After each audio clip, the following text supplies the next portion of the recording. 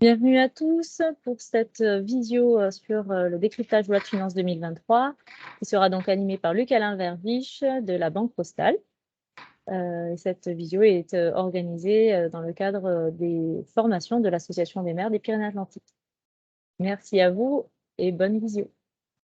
Parfait. Eh bien, merci beaucoup de m'accueillir avec vous ce soir pour parler de la loi de finances 2023 et des mesures concernant les principales mesures concernant les communes des Pyrénées-Atlantiques, puisqu'on va s'intéresser particulièrement à la situation des Pyrénées-Atlantiques et notamment à la demande de Madame Zink de quelques éléments contenus dans la loi de finances qui vous font déjà, je sais, réagir assez fortement. Pour votre information, j'ai été il y a une dizaine de jours en Gironde et j'ai lu avec intérêt 2 pages consacrées dans le Sud-Ouest du jeudi 5 janvier à la mise en place de la taxe spéciale d'équipement permettant le financement des lignes à grande vitesse. Donc, on aura effectivement l'occasion d'en reparler. Madame Singh m'a clairement dit, vous allez en parler. Je lui ai dit, mais évidemment que je vais en parler. Donc, on aura l'occasion d'aborder ça et je garderai évidemment le meilleur pour la fin, vous l'avez compris. Mais on a pas mal de mesures à évoquer ensemble. Alors, ce que je vous propose, vous avez normalement sur votre écran le support que j'ai préparé à votre attention, que j'enverrai ce soir ou demain à l'association départementale des maires pour qu'il vous soit restitué. Ce que je vous propose, comme on n'est pas très nombreux, c'est que vous n'hésitiez pas à, j'allais dire, vous emparer de votre micro si vous avez des questions au fur et à mesure de ma présentation pour que l'échange soit aussi efficace et fructueux que possible. Naturellement, si je vais trop vite ou si vous n'avez pas le temps, on gardera un petit temps d'échange, je pense, à la fin, sachant que j'ai prévu une quarantaine de diapositives en l'espace de 2 heures. Je pense que c'est quelque chose qui est assez raisonnable à traiter. Certaines prendront un peu plus de temps que d'autres, mais c'est vrai qu'on a essayé d'aller autant que possible au fond des choses. Alors, élément complémentaire, donc je suis effectivement directeur des études à la Banque Postale. Je crois que je connais peut-être déjà certains d'entre vous. Il y a en tout cas des noms qui me disent quelque chose. Nous venons de publier en ligne vendredi, si cela vous intéresse, un document qu'on appelle le DOB en instantané, qui est un outil d'aide à la préparation du débat d'orientation budgétaire, mais surtout un outil d'aide à la préparation du budget lui-même, que vous teniez ou pas un DOB. Donc n'hésitez pas à utiliser ce document, à utiliser les graphiques qui y sont contenus. Tout ça est parfaitement utilisable à titre gracieux, ça nous fait plaisir et ça contribue de notre point de vue à l'éclairage, si vous voulez, du débat public. Ça fait partie des missions de la direction des études, telles que la Banque Postale, citoyenne, entreprise à mission depuis plus d'1 an maintenant, voit son rôle, notamment en matière d'appui aux collectivités territoriales. Alors, peut-être un premier élément qui est le contexte macroéconomique, parce que, bien évidemment, vous subissez dans vos communes depuis 4 ans maintenant quasiment une succession de crises qui seraient de nature à décourager, j'allais dire, les plus expérimentés des élus locaux ou des cadres territoriaux. Pourquoi? Tout simplement parce qu'évidemment, ces crises ont un impact direct ou indirect sur le fonctionnement de l'action publique locale, à la fois en termes de besoins. Et bien évidemment, par exemple, la crise sanitaire vous a amené en 2020 à réajuster une partie de vos dépenses, à en privilégier certaines qui étaient totalement imprévisibles par rapport à d'autres, à modifier les calendriers de vos opérations, à revoir les conditions de fonctionnement de vos équipements publics, de vos services publics, avec le développement au moins partiel du télétravail.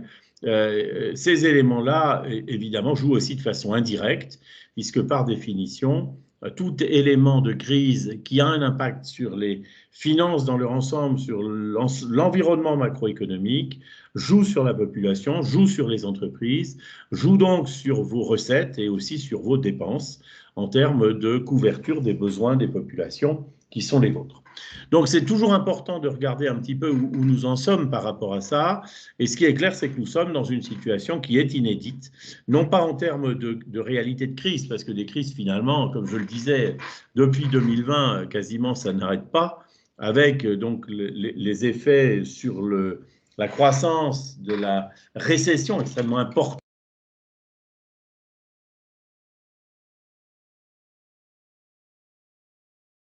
Monsieur Verviche, on ne vous entend plus, vous n'avez plus de micro, il faudrait juste que vous le reconnectiez. Oh, ah ben voilà, c'est Voilà. bon là? Oui, mais par contre, le diaporama est parti. Bon, alors là, le diaporama est parti, donc je le remets. Je le remets, le voici. C'est bon. C'est toujours bon? C'est parfait. Bon. Donc, rebond partiel en 2021, suivi d'un deuxième mouvement de rebond en 2022 qui devait nous ramener en fait au niveau du PIB 2019. Donc on était dans une logique de rattrapage progressif. Et puis vous le savez, depuis le début de l'année 2022, depuis le mois de mars en fait, du fait du contexte géopolitique, les éléments de crise ont changé de nature. On était dans une situation de goulot d'étranglement, de reprise économique mondiale. On est cette fois dans une situation d'accélération, voire d'explosion de l'inflation, qui effectivement risque d'amener de sérieuses difficultés en termes de réalité de la croissance économique. Une croissance qui déjà est un peu en berne. Et les optimistes ne croient pas à la récession, et c'est notamment le cas du gouvernement et de la Banque de France, mais il n'en reste pas moins qu'une croissance de 1% en 2023, telle qu'escomptée au début de l'automne, c'est évidemment pas du tout suffisant pour faire face aux nécessités. D'où les interrogations qu'on a, notamment sur l'évolution de l'emploi. Deuxième élément, alors lui, inédit depuis très longtemps. Moi, pour information, j'ai commencé ma carrière administrative en 85 et on se rappelait encore l'époque de l'inflation à 2 chiffres. Mais une inflation à ces niveaux-là, c'est clair qu'aujourd'hui, très peu sont ceux à s'en souvenir, notamment dans le monde local.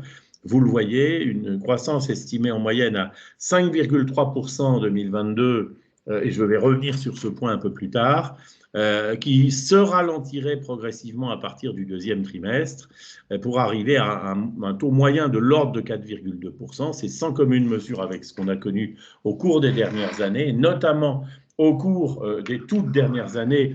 C'est vrai que la Covid avait évidemment comprimé les prix vers le bas, faute de consommation, pendant notamment les 2 mois de confinement. Mais c'est évidemment quelque chose qui, en Europe en tout cas, n'était pas connu depuis très longtemps. Vous savez que dans les objectifs de la Banque centrale européenne, il y a un objectif d'inflation à 2%, et cet objectif, pour l'instant, il est largement dépassé. Alors, corrélation avec cette réalité de l'inflation, je vais rentrer dans le détail tout à l'heure pour ce qui vous concerne dans les communes, c'est une remontée très rapide des taux d'intérêt. D'abord les taux longs, c'est-à-dire les taux notamment des emprunts d'État à cause des anticipations d'inflation, puisque quand les investisseurs, quand les acteurs économiques sont pessimistes sur le niveau d'inflation future, eh bien, ils ont naturellement tendance à provoquer une remontée des taux longs pour éviter justement la perte de valeur de leurs investissements. Et la maîtrise de l'inflation passe dans ces cas-là par une politique active de la Banque centrale en matière cette fois de taux courts. Et c'est effectivement ce qui se passe au niveau de la Banque centrale depuis le mois de juillet.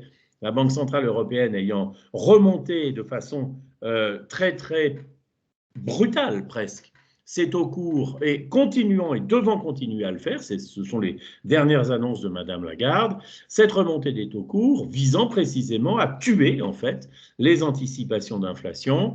Mais vous comprenez qu'en tant qu'emprunteur, du coup, ça a un effet directement sur les propositions du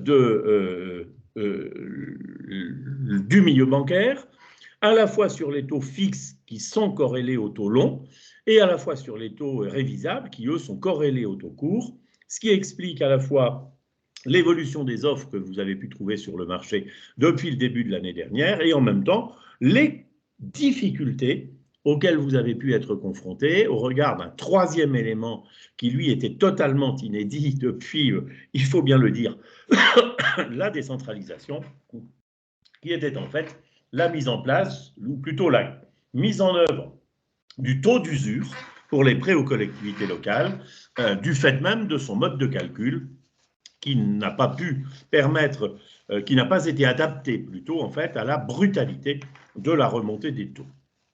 Alors il est clair que cette remontée n'est pas complètement finie. Les anticipations aujourd'hui sont que la Banque centrale européenne devrait atteindre ses objectifs à la fin du premier semestre 2023. Donc vraisemblablement à partir de là, on aura une temporisation, ou en tout cas une atténuation des décisions de la Banque centrale, mais ça aura fait quand même 18 mois de brutalité, si vous voulez. Et puis, dernier élément qui, évidemment, est en partie conditionné ou en partie dépendant de tout ça, c'est le niveau du déficit public. C'est un niveau de déficit public qui reste très insatisfaisant par rapport au PIB. Vous savez, la règle du jeu historique, c'est 3% du PIB. L'objectif, normalement, ce serait 0,5% du PIB, compte tenu du niveau de notre dette publique. La réalité oblige à dire que malheureusement, nous n'en prenons pas véritablement le chemin. C'est une question qu'on pourra se poser peut-être à la fin si nous avons le temps. Comment peut-on imaginer de tenir à des niveaux de déficit qui sont aussi importants, même si on peut considérer par ailleurs que c'est partiellement pour la bonne cause et que le quoi qu'il en coûte, et notamment aussi cette année ou l'année dernière, les démarches, notamment gouvernementales, visant à réduire les effets de l'inflation sur la population, partaient d'un certain nombre de logiques qui ont sans doute évité effectivement des situations trop graves. Une fois ces premiers éléments évoqués, rentrons dans le vif du sujet si vous voulez. Donc moi j'ai prévu d'évoquer en fait sept grands points. Alors certains n'ont pas tous la même importance, mais je pense que ce sont ceux qui peut-être répondent le plus à vos préoccupations. Et puis, naturellement, si vous avez des questions complémentaires, soit j'essaierai d'y répondre tout de suite, si je le peux, soit je m'efforcerai de le faire de façon un peu décalée dans le temps par l'intermédiaire de votre association départementale des maires, puisque par définition, elle est à votre écoute et elle est là pour vous soutenir.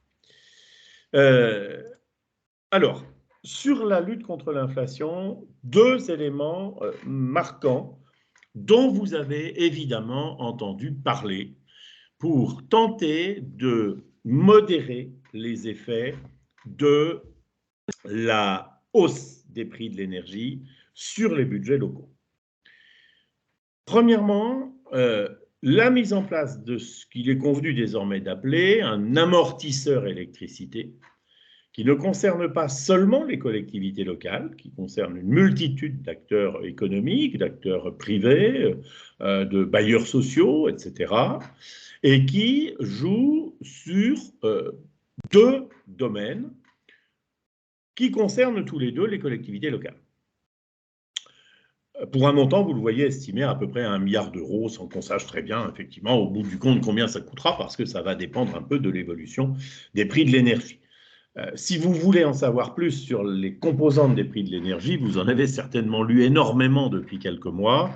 Nous avons publié au mois de juin un numéro dans une collection que nous appelons Accès Territoire sur les collectivités territoriales et la transition énergétique, où vous avez toute une première partie qui décrypte en fait le fonctionnement du marché européen de l'énergie et la logique de fixation des prix en France.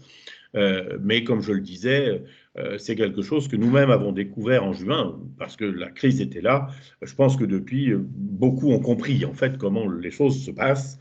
Et vous qui êtes notamment limitrophes de l'Espagne, vous êtes peut-être encore plus à même que d'autres de réagir par rapport à ça.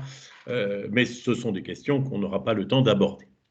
Alors, les deux composantes de cet amortisseur, c'est premièrement le retour en termes d'effet au tarif réglementé de vente et la limitation du tarif réglementé de vente à 15% d'augmentation à partir du 1er février 2023.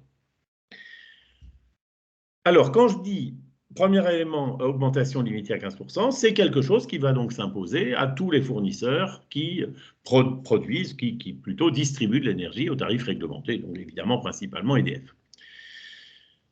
Le deuxième élément qui est intéressant, c'est que les collectivités qui sont sorties du tarif réglementé, mais qui auraient pu y rester, c'est-à-dire qui seraient susceptibles d'en bénéficier, au motif que, d'une part, elles ont moins de 10 agents, d'autre part, elles ont moins de 2 millions d'euros de recettes courantes, et troisièmement, elles ont des niveaux de consommation inférieurs à 36 kVA, eh bien, ces collectivités locales se verront appliquer le tarif réglementé, quelle que soit en fait la nature des contrats qu'elles ont éventuellement souscrits. Donc on a pendant un an cette sorte de prise en charge par l'État des dépassements au-delà du tarif réglementé, directement auprès des entreprises qui fournissent, sous condition. Première condition, c'est que si vous êtes une collectivité susceptible de bénéficier de cela, vous fournissiez une attestation à votre fournisseur d'énergie. Donc cette attestation qui est normalisée, CERFA, vous en trouverez la référence d'abord sur le site de l'Association des maires de France, mais aussi sur le document dont je vous parlais tout à l'heure, le DOB en instantané. Et sous condition évidemment aussi que votre attestation soit sincère, puisque si jamais elle ne l'est pas, vous subiriez, le cas échéant après coup, outre le remboursement des dépassements que l'État aurait pris en charge à tort, une pénalité supplémentaire. Mais c'est évidemment un élément assez positif et qui concerne potentiellement un peu plus de 20 000 communes, puisque c'est le nombre auquel on estime que le nombre de collectivités, pardonnez-moi, qu'on estime être celui qui pourrait être ou aurait pu en fait rester au tarif réglementé depuis sa mise en place. Ça, c'est le premier élément. Deuxième élément de l'amortisseur, c'est pour toutes les collectivités qui ne sont pas concernées par le tarif réglementé, c'est la prise en charge d'une quote-part des dépassements tarifaires au-delà d'un prix de référence. Alors ça veut dire évidemment que, bien sûr, en fonction du prix de référence en deçà duquel l'État ne fait rien, eh ben, l'ensemble est à la charge des budgets communaux. Et bien évidemment, le prix de référence qui est directement lié à la conjoncture, et donc qui est directement lié à la fixation des prix qu'on trouve aujourd'hui sur le marché de l'énergie, est fortement en hausse, et relativement plus important que le prix auquel on pouvait trouver en fait l'électricité dans la plupart des contrats qui couraient jusqu'à la fin de l'année 2021. Mais c'est quand même un effort, puisque cet effort consiste à prendre en charge, au-delà d'un prix de 180 € du mégawattheure, 50% du surcoût, tant que le prix ne dépasse pas 500 € du mégawattheure. Ça veut dire que, par exemple, si vous avez un contrat dans lequel le prix est de 120 €, vous payez vos 120 €. Si vous avez un contrat dans lequel le prix est de 180 €, vous payez vos 180 €. Si vous avez un contrat dans lequel le prix est de 300 €, l'État prend en charge la moitié du différentiel entre les 300 et les 180. Le différentiel, c'est 120.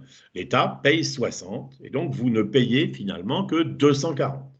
Et si vous avez par malheur un contrat qui a été signé à 500 € parce qu'au moment où ça vous a été proposé, vous aviez un peu l'herbe sous le pied, pardonnez-moi, vous aviez plutôt le couteau sous la gorge, et donc que vous n'avez pas pu faire autrement, eh bien, vous paierez en fait non pas 500 €, mais 340 €, puisque l'État prendra en charge les 160 € représentant 50% du surcoût. Puis au-delà de 500 €, alors là, vraiment, évidemment, il n'y a plus grand-chose à faire. L'État paiera de toute façon les 160 € qu'il a prévus, et le surcoût, potentiellement, est pour les communes. Heureusement, elles ne sont pas, je pense, très, très nombreuses dans cette situation-là. Donc, deux dispositifs alternatifs, suivants, je le répète, que vous pouvez ou non bénéficier, au regard de la loi, du Code de l'énergie, du tarif réglementé, même si éventuellement, je le répète, vous en êtes sorti.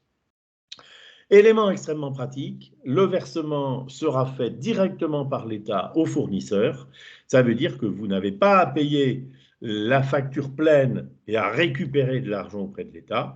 Vous n'avez à payer que la facture après déduction, donc après application des tarifs ainsi plafonnés. Ça minimise l'impact sur le budget et ça minimise aussi bien évidemment l'impact sur la trésorerie communale dans des conditions qui sont finalement des conditions assez satisfaisantes. Je répète, c'est pas parfait parce que entre, disons, 60 € qui était peut-être le prix payé en 2021 et 180 €, on a quand même une multiplication par 3 de la facture, mais c'est, si on veut être un petit peu optimiste, je dirais que c'est mieux que rien, et en tout cas, c'est une forme de réponse partielle aux demandes des communes d'avoir un soutien de l'État au regard de cette inflation qui pèse particulièrement sur l'énergie et notamment sur l'électricité. Deuxième élément de lutte contre l'inflation qui a été introduit par amendement en première lecture à l'Assemblée nationale, c'est le filet de sécurité qui est une variante de la compensation inflation qui a été votée au mois d'août au titre de 2022 et qui, elle, visait à limiter les effets de l'inflation au titre de l'énergie, mais aussi des prix alimentaires et également à limiter les effets de l'augmentation du point d'indice, au moins en 2022. Ici, le filet de sécurité va fonctionner sur 2023. Et 2023, dans quelles conditions? D'abord, le filet de sécurité va fonctionner pour toutes les collectivités territoriales et leurs groupements, que ce soit des EPCI à fiscalité propre, que ce soit des syndicats, etc., etc. Pour en bénéficier, et donc il interviendra, vous le comprenez, après l'application de l'amortisseur électricité, deux conditions, plus une condition portant sur le mode de calcul. D'abord, que votre épargne brute baisse d'au moins 15% entre 2022 et 2023. À la différence de la compensation inflation votée au mois d'août, on n'exige pas que cette baisse soit majoritairement liée à l'évolution des prix de l'énergie, parce qu'il y a d'autres éléments inflationnistes qui, évidemment, entrent en jeu dans l'évolution de vos budgets 2023, qui sont des éléments, je dirais, de second tour. L'augmentation du point d'indice, par exemple, eh bien, vous allez avoir l'effet en allée pleine en 2023. Les prix alimentaires sont en partie conditionnés par l'évolution des prix de l'énergie, les prix des travaux publics, les coûts dans le bâtiment sont également conditionnés par ça, plus par les effets de l'augmentation salariale. Donc il aurait été assez anormal de conditionner la baisse de l'épargne brute à tel type de dépenses spécifiques, alors qu'en fait, les effets de l'augmentation de cette dépense se diffusent sur une bonne partie de vos consommations. C'est ce que nous avons d'ailleurs commencé à montrer en publiant au mois de novembre avec l'Association des maires de France, le panier du maire, hein, vous savez, le fameux indice des prix à la consommation de la dépense communale, en augmentation de plus de 7% sur les 9 premiers mois de l'année 2020. Donc, une baisse de l'épargne brute supérieure à 15%, un potentiel financier ou fiscal éventuellement inférieur à 2 fois la moyenne, donc potentiel financier communal inférieur à 2 fois la moyenne. Si vous êtes une commune de 700 habitants à la moyenne des communes de 500 à 1000 habitants, si vous êtes une commune de 250 habitants, potentiel financier inférieur à 2 fois la moyenne des communes de 1 à 500 habitants, etc. Et puis, si vous remplissez déjà ces deux conditions, on fera un calcul pour voir si l'augmentation des dépenses d'approvisionnement en énergie, électricité et chauffage urbain est supérieure à 50% de l'augmentation de vos recettes réelles de fonctionnement. C'est-à-dire qu'en fait, le système consiste d'abord à regarder si la croissance de vos recettes vous permet de faire face à la croissance de vos dépenses. Parce que rappelez-vous que la croissance de vos recettes, elle va en partie dépendre des décisions adoptées par le Parlement et notamment, j'y reviendrai tout à l'heure, de la revalorisation de vos bases foncières. Donc, il y a déjà un effet, je dirais, exogène d'amélioration de vos recettes réelles de fonctionnement, et on verra tout à l'heure ce qu'il en est aussi sur la dotation globale de fonctionnement. Il était assez légitime aux yeux de l'État que l'État commence par regarder si à soi, cette évolution ne suffisait pas. Mais bon, comme on le sait, les recettes réelles de fonctionnement n'ont pas pour vocation de ne payer que de l'énergie. C'est pour ça d'ailleurs qu'on ne regardera que 50% d'augmentation des recettes réelles de fonctionnement. Et si jamais l'augmentation des dépenses d'énergie, électricité, chauffage urbain excède 50% de l'augmentation des recettes réelles de fonctionnement, l'État prendra en charge la moitié de la différence, la moitié de cet excès, si vous voulez. Alors, ce paraît un peu compliqué, en fait, c'est finalement assez simple. Imaginons que vos recettes réelles de fonctionnement augmentent de 100 000 euros et que vos dépenses d'approvisionnement en énergie augmentent de 80 000 euros. Eh bien, on comparera les 80 000 euros d'augmentation des dépenses à la moitié des 100 000 euros d'augmentation des recettes, c'est-à-dire à 50 000, et on verra que 80 000 étant plus élevé que 50 000, l'État paiera la moitié du différentiel. 80 000 moins 50 000, ça fait 30 000. L'État vous versera donc une dotation à hauteur de 15 000 euros qui vous permettra d'absorber une partie, mais évidemment pas la totalité, de vos dépenses d'énergie.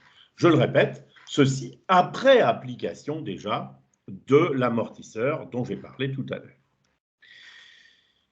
Tout ça est assez, finalement, c'est un effort réel, on ne peut pas dire le contraire, 1,5 milliard d'euros de la part de l'État. Ça ne traite pas nécessairement toutes les situations. Je vous rappelle qu'il y a de toute façon toujours des possibilités d'action complémentaires au niveau préfectoral en cas de mise en péril réelle de la situation budgétaire de telle ou telle commune. Dernier élément à avoir en tête, la possibilité, si vous le souhaitez, de demander un acompte avant le 30 novembre 2023, dès que vous aurez un peu de visibilité, en fait, sur ce que sera votre exécution 2023. C'est très difficile de le faire avant, ne serait-ce que parce que l'augmentation de vos recettes réelles va dépendre en partie de vos choix fiscaux et que, au cours d'année, en fonction de la fluctuation des prix de l'énergie, on pourrait se retrouver dans des situations assez différentes de celles que vous aurez prévues au début de l'année.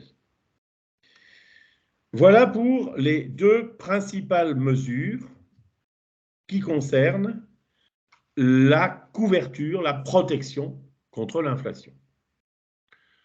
Si je n'ai pas de questions, je vous propose de passer maintenant à la suite et notamment à l'évolution des relations financières entre les collectivités territoriales et l'État.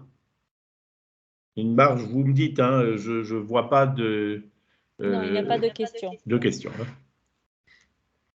Alors, quelques éléments quand même un petit peu significatifs. Et là encore, je ne veux pas me mettre, si vous voulez, comme porte-parole du gouvernement ou comme porte-parole du ministère de l'économie et des finances.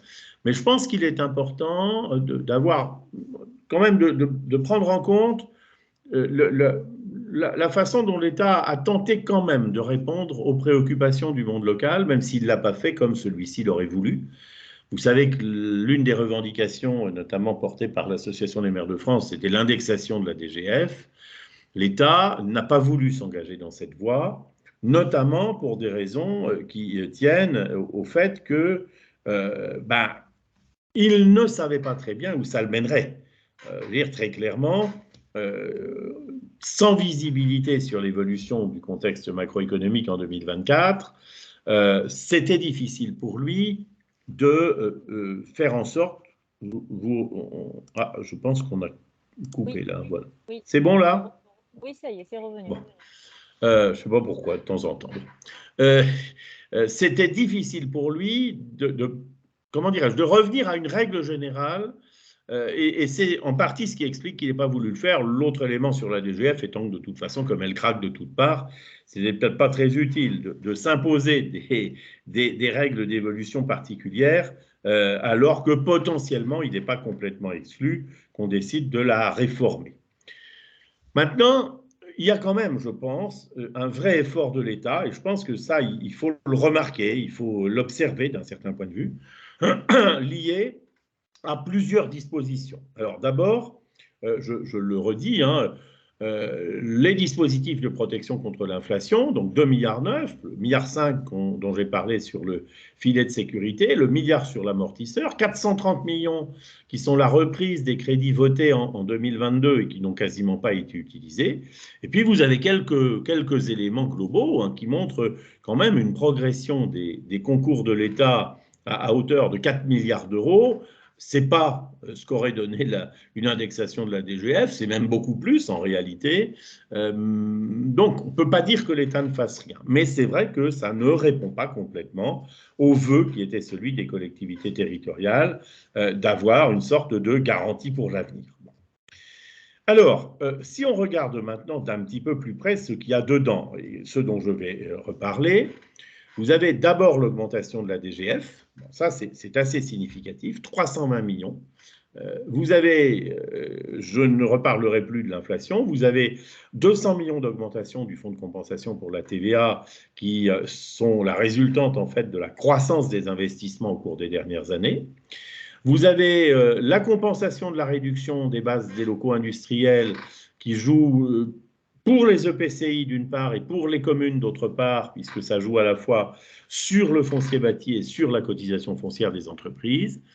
Et puis, vous avez une dotation biodiversité qui va intéresser un certain nombre de communes des Pyrénées-Atlantiques, qui dépasse les 40 millions, c'est-à-dire qu'elle aura été quadruplée en 3 ans, avec des effets locaux qui ne sont pas négligeables. Donc, je pense à un vrai effort financier global. Alors, évidemment, cet effort est temporaire. Et évidemment, on peut aussi se dire qu'en 2024, si l'inflation se calme, ben, il n'y aura plus de dispositifs de protection. Et donc, on reviendra finalement à quelque chose qui sera beaucoup moins important que ne l'aurait été une indexation définitive de l'inflation. Mais c'est quand même, me semble-t-il, un élément assez favorable. Il est d'autant plus favorable qu'en pratique, seuls les départements assurent une toute petite partie de cette évolution des crédits. Vous le voyez à hauteur de 15 millions, je ne rentre pas dans le détail, c'est très peu, c'est beaucoup moins que toutes les années précédentes. Ça veut dire que s'agissant par exemple des communes et des EPCI, la DCRTP est garantie, les fonds départementaux de péréquation de la taxe professionnelle sont garantis, la compensation versée aux autorités organisatrices de la mobilité est garantie sur le niveau qui était le sien depuis 5 ans. Bref, on a une situation qui est tout bien pesée quand même, finalement, mais conjoncturellement, pas complètement négligeable. Si j'en viens maintenant plus précisément à la DGF, ce qu'il faut retenir de la DGF de 2023, c'est que l'État finance lui-même la croissance de la péréquation à hauteur de 290 millions pour les communes et de 30 millions pour les intercommunalités. Il n'y a pas en 2023 ce qu'on appelait l'écrêtement, c'est-à-dire le prélèvement sur la dotation forfaitaire, qui était pratiqué jusque-là à hauteur d'environ 150 millions d'euros par an. Pour 2023, cet écrêtement est suspendu, et il est même tellement suspendu que le coût sur la dotation forfaitaire de l'évolution démographique des communes, puisque chaque commune qui voit sa population augmenter voit sa dotation forfaitaire augmenter, eh bien, les 20 millions d'euros qui correspondent à cette évolution démographique, qui permettent de payer cette évolution démographique, seront financés non pas par un prélèvement sur la dotation forfaitaire, mais par la dotation de compensation des EPCI, qui devrait baisser d'environ 0,5%, baisse sensiblement plus faible, là aussi 4 fois moins que les années précédentes. Donc, là aussi, un vrai effort ciblé sur la DGF, même si, je le répète, ça ne correspond pas à ce qu'aurait été une indexation. Pour être clair, ça veut dire que dans chacune de vos communes, si votre population DGF augmente, votre dotation forfaitaire augmentera. Si votre population DGF baisse, votre dotation forfaitaire baissera mais elle ne baissera pour aucune autre raison, sauf si, dans l'hypothèse où vous appartiendriez à une communauté de communes à fiscalité additionnelle et que cette communauté passe en 2023 en fiscalité professionnelle unique, à ce moment-là, vous savez, en principe, qu'on vous enlève une part de votre dotation forfaitaire qui représente l'ancienne part compensation de la taxe professionnelle, mais ceci dans une logique d'équilibre, puisque en fait, l'attribution de compensation qui vous est à ce moment-là versée par votre communauté doit intégrer la perte de dotation forfaitaire que vous avez subie. Donc, c'est un élément tout à fait significatif, plus d'écrêtement en 2023, pour des raisons à la fois là aussi de conjoncture, de volonté d'une réponse appropriée, dirais-je, à la situation budgétaire des communes, et puis pour une raison qui est aussi, je le disais tout à l'heure, que le système craque en fait, puisque la ville de Paris, qui assurait jusqu'en 2022 20% à elle toute seule de l'écrêtement, eh bien, n'a plus de dotation forfaitaire, et donc est bien en peine d'assurer quoi que ce soit à cet égard. Il est à parier que c'est temporaire, le temps de trouver des solutions différentes, ou le temps en tout cas que l'inflation se calme, mais en tout cas c'est une bonne nouvelle pour vos communes en 2023. Votre dotation forfaitaire ne baissera éventuellement que si votre population dite DGF diminue. Votre population DGF étant composée, je vous le rappelle, de votre population INSEE, celle qui vous a été notifiée en fin d'année 2022, d'une un habitant ou éventuellement un habitant et demi supplémentaire par résidence secondaire implantée dans votre commune, et en plus d'un habitant, voire de deux, par place de caravane au titre des aires des gens du voyage, si vous avez des aires des gens du voyage situées sur votre territoire communal.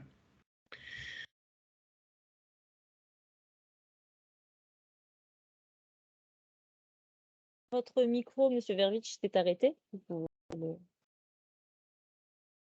Deuxième élément significatif, c'est le renforcement de la péréquation, comme je l'ai dit, payé par l'État à hauteur de 290 millions d'euros, c'est-à-dire 100 de plus que l'année dernière. 90 millions de plus d'euros, 90 millions d'euros sur la dotation de solidarité urbaine, soit une augmentation de un peu plus de 3,5%, sans que le CFL puisse majorer, ce qu'il ne fait d'ailleurs jamais, cette augmentation pour permettre à la DSR, la dotation de solidarité rurale, de bénéficier intégralement de l'effort qui lui a été attribué par le gouvernement à hauteur de 200 millions. Vous voyez, c'est 2 fois plus que l'an dernier. C'est une augmentation de plus de 10% en fait de la dotation de solidarité rurale. La seule dotation qui reste inchangée, au moins a priori, c'est la dotation nationale de péréquation pour des raisons diverses. La dotation d'intercommunalité, elle augmentera comme tous les ans de 30 millions, comme tous les ans depuis 2019. C'est une augmentation évidemment moins forte et qui ne couvre pas l'inflation, mais c'est quand même une réalité, cette continuité dans l'évolution de la dotation d'intercommunalité. De nouveau, votre micro, c'est... Ouais. C'est bon.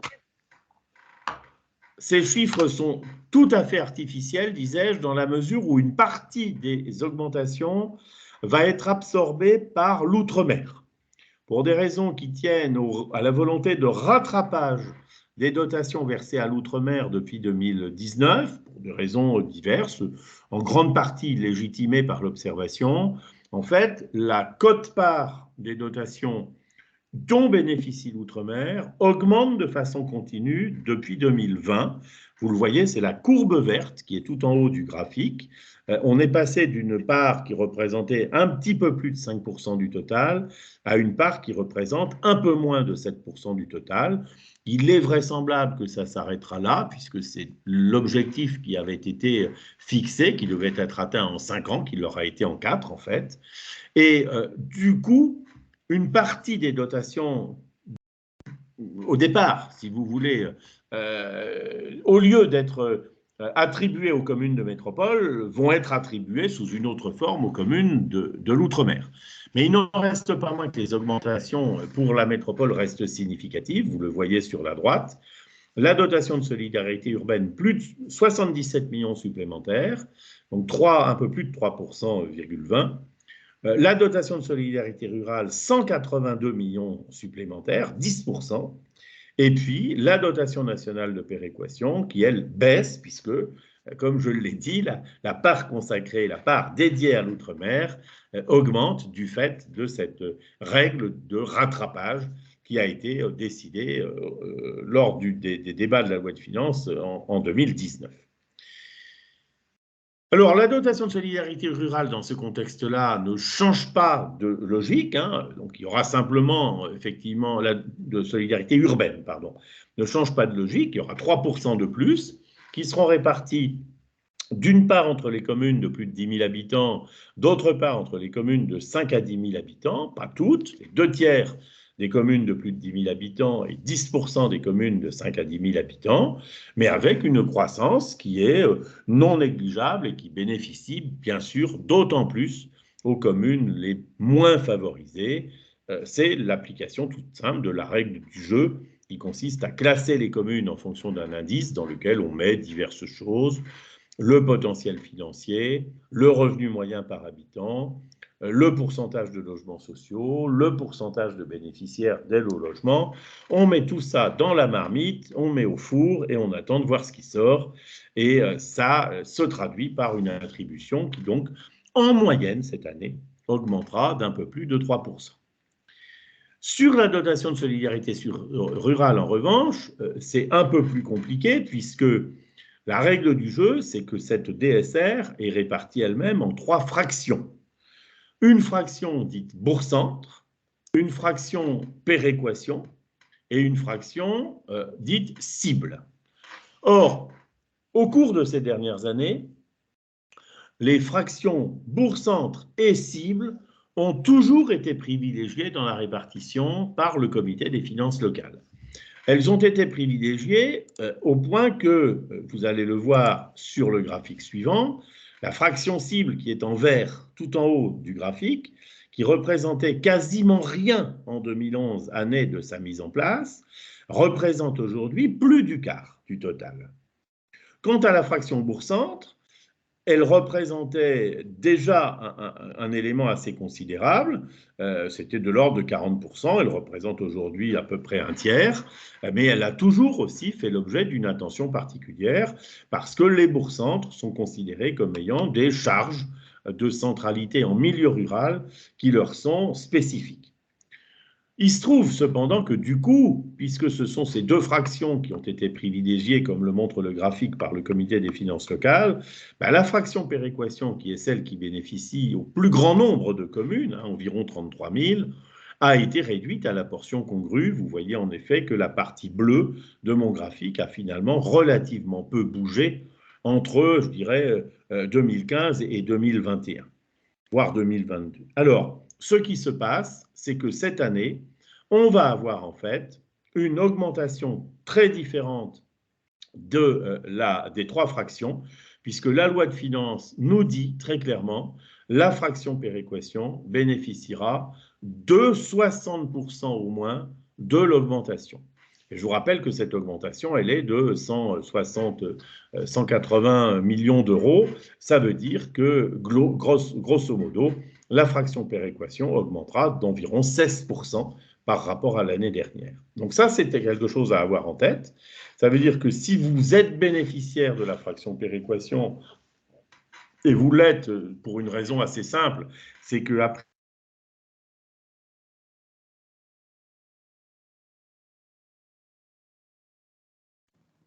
une coupure de faisceau. Ah, les autres m'ont entendu? Non, ça a coupé quelques minutes, mais vous êtes revenu et on vous entend de nouveau. Bon. Je disais donc que si vous êtes bénéficiaire de la fraction péréquation, c'est-à-dire si vous avez moins de 10 000 habitants et un potentiel financier inférieur à 2 fois la moyenne de votre strate démographique, eh bien vous bénéficierez cette année d'une augmentation, toutes choses égales par ailleurs, qui sera de l'ordre de 16%. Donc, ce n'est pas négligeable et ce qui est intéressant, c'est que ça peut même permettre, si vous avez perdu de la population, de rattraper tout ou partie de la baisse de votre dotation forfaitaire par une augmentation conséquente de la fraction péréquation de votre DSR. Bien évidemment, si en plus vous êtes bénéficiaire de la fraction cible et si en plus vous êtes bénéficiaire de la fraction bourg-centre, eh ben vous avez le jackpot, passez-moi l'expression, et vous aurez donc une augmentation de votre DSR qui sera assez significative. Évidemment, nous ne sommes pas en situation pour l'instant de pouvoir dire ce que ça donnerait concrètement dans chacune de vos communes, mais c'est quand même quelque chose qui est finalement, vous le comprenez, assez intéressant. Voilà pour la DGF dans sa globalité. Alors, j'ajoute sur la DSR un point particulier qui peut-être peut vous préoccuper.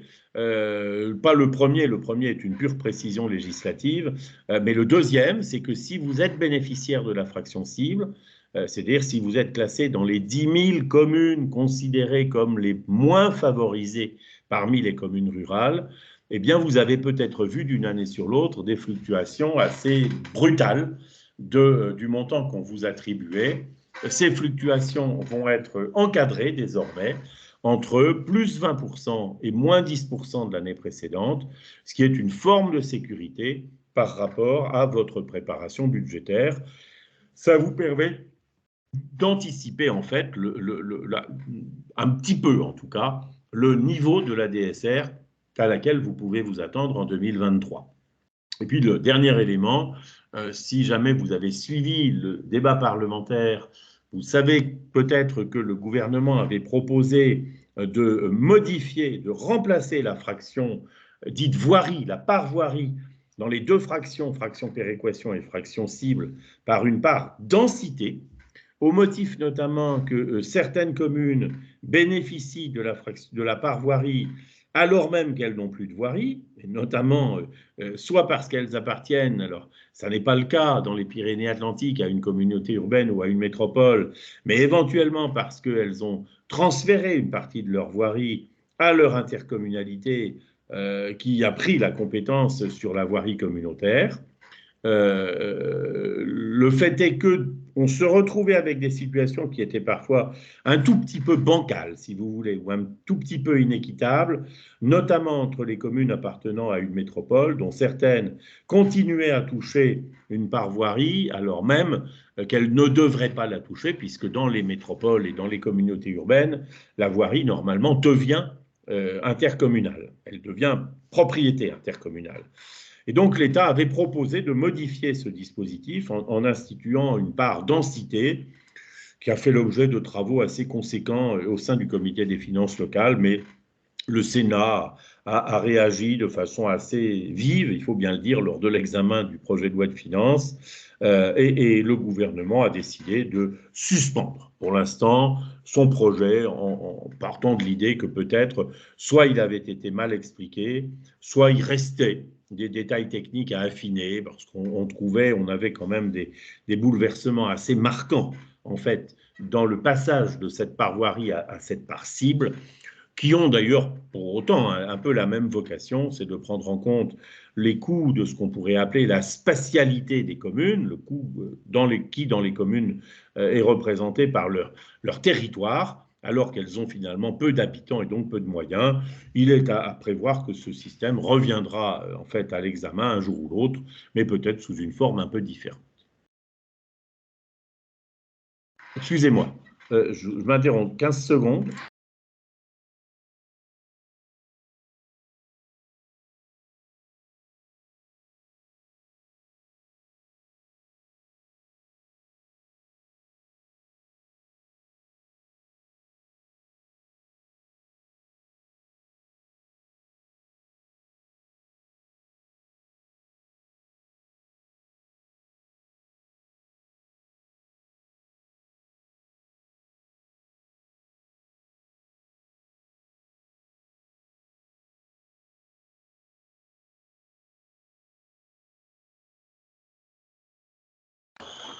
Excusez-moi, cette interruption.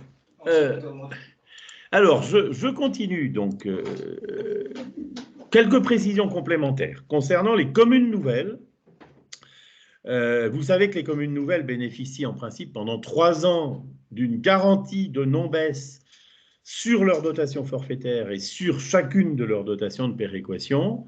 Vous savez que cette garantie avait été prolongée en 2020 pour les communes nouvelles créées avant 2020 pour tenir compte notamment aussi du contexte particulier lié à la réforme de la fiscalité locale.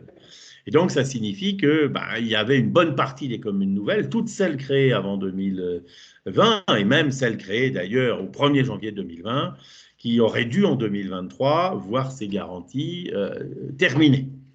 La loi de finances prolonge d'un an, ces garanties, là aussi vraisemblablement pour des raisons conjoncturelles liées à la pression inflationniste sur les budgets locaux. Bon, il faut bien reconnaître que ça ne coûte pas très cher puisque les garanties sont déjà de toute façon intégrées dans les calculs et que par voie de conséquence, au regard de l'augmentation des enveloppes qu'a consenti la loi de finances, continuer à mettre en place ces garanties pour un an ne représentait pas un enjeu financier qui aurait été défavorable aux autres communes. Donc tenez-en compte, notamment puisque je sais dans les Pyrénées-Atlantiques, il n'y en a pas eu beaucoup, mais il y a eu quelques communes nouvelles dont je n'ai plus la date. C'est quelque chose à avoir en tête. Autre élément, malheureusement, il ne vous concerne pas, j'ai regardé de près dans les Pyrénées-Atlantiques, c'est une adaptation de l'évolution de la dotation d'intercommunalité. Donc, je ne vais pas en parler plus avant pour vous dire simplement que, en fait, il y a trois conditions particulières qui auraient permis à un EPCI de bénéficier d'une augmentation supérieure à 10% en 2023. Vous savez qu'il y a des EPCI qui sont très, très, très loin de leur dotation théorique, parce que précisément, d'une année sur l'autre, la dotation d'intercommunalité ne peut augmenter au maximum que de 10% en euros par habitant. Et donc, la loi de finances a prévu un dispositif temporaire, dérogatoire, pour permettre à certaines communautés d'exploser le seuil des 10% et d'atteindre, en fait, tout de suite le montant cible. Simplement, les conditions, c'est que d'une part, il faut avoir moins de 20 000 habitants, au maximum 20 000 habitants. Donc, il y en a un certain nombre dans les Pyrénées-Atlantiques, c'est clair, au niveau des communautés de communes, mais surtout, il faut avoir un potentiel fiscal par habitant inférieur à la moyenne et une dotation par habitant inférieure à 50% de la moyenne nationale, qui était de l'ordre de 24 euros. Or, le problème, c'est que quand on regarde les EPCI dans les Pyrénées-Atlantiques, on en a bien un qui a un potentiel fiscal par habitant inférieur à la moyenne, mais malheureusement pour lui, il a une dotation supérieure à 50% de la moyenne, et on en a bien un qui a une dotation par habitant inférieure à 50%, mais malheureusement pour lui, il a un potentiel fiscal supérieur à la moyenne de sa catégorie, donc ça ne marchera pas. Et c'est clair que c'est une disposition qui, en tout cas pour 2023, si jamais elle était reconduite par ailleurs, on le verrait, ne fonctionnera pas dans votre département. En revanche, quelque chose qui va fonctionner bien dans votre département, c'est l'adaptation de la dotation biodiversité.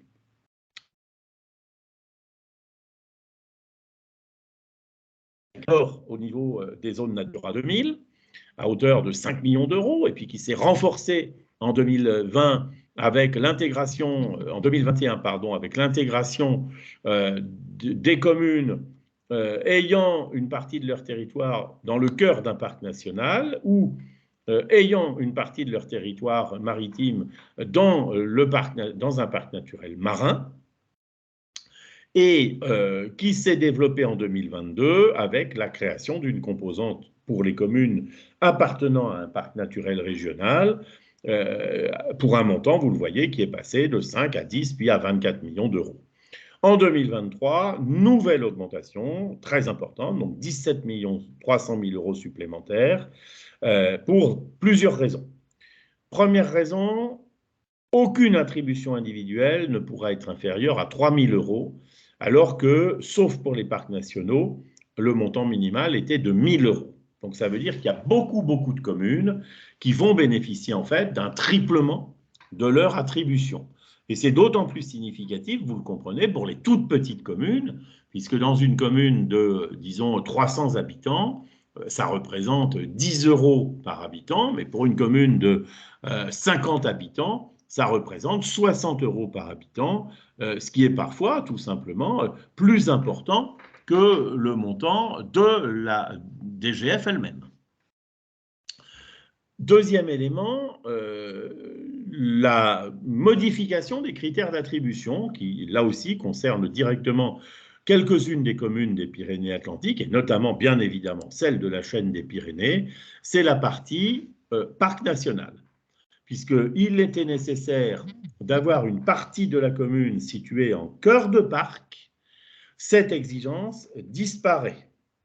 Ça veut dire que toutes les communes qui font partie du parc national des Pyrénées, à partir du moment où elles ont adhéré à la charte, bénéficieront d'un montant au titre de cette composante. Alors, si elles sont en cœur de parc, leur montant sera d'autant plus important que leur superficie en cœur de parc est importante. Si elles ne sont pas en cœur de parc, eh bien, elles bénéficieront d'un montant de 3 000 €. C'est aussi simple que ça. Donc ça intéresse, mine de rien, une poignée, peut-être, mais quand même une grosse poignée de communes des Pyrénées-Atlantiques, hein, celles qui sont évidemment dans le sud-est du département. Et puis, la quatrième fraction, alors là, je n'ai plus en tête, en revanche, s'il y a des parcs naturels régionaux dans les Pyrénées-Atlantiques, c'est tout simplement une éligibilité renforcée, puisqu'il suffit pour bénéficier de cette fraction d'avoir cette fois un potentiel financier inférieur au double de la moyenne et non plus à la moyenne, ce qui veut dire que ça va faire rentrer dans le dispositif un nombre, là aussi, assez important de communes qui sont qui appartiennent en fait à un parc naturel régional. Voilà pour la dotation biodiversité. Quelques éléments complémentaires. D'abord, la dotation pour stations de titres sécurisés. Vous le savez, c'est ce qui permet d'établir les cartes nationales d'identité et les passeports, hein, au regard des exigences de sécurité des documents d'identité numérique. Donc, il existait deux parts qui étaient des parts avec des montants forfaitaires. Cette fois, on va avoir une modification du mode de calcul en fonction de deux composantes. Une part forfaitaire pour chaque station existant au 1er janvier, et puis une part variable en fonction du nombre de demandes traitées, enregistrées l'année précédente, de façon à couvrir peut-être un peu mieux le poids, le coût que représente pour les communes cette contrainte d'accueillir des stations et de traiter en fait les demandes de titres qui sont des titres nationaux d'identité et donc qui relèvent normalement bien sûr d'une responsabilité de l'État.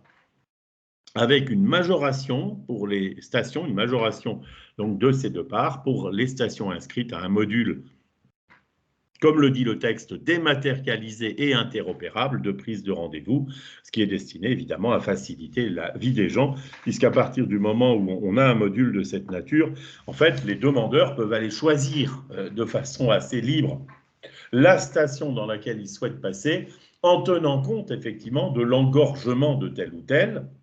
Ça veut dire, vous le savez, qu'on peut très bien demander une carte d'identité ou un passeport à peu près n'importe où en France, et on ne peut le faire que parce qu'on a la connaissance de ce que représente, à un moment donné, la charge pour une commune particulière des demandes qui sont en cours. Donc ceci est fait pour faciliter l'itinérance des demandeurs de titres sécurisés, et ça explique effectivement la majoration, l'avantage financier consenti aux communes qui acceptent effectivement d'intégrer un tel réseau.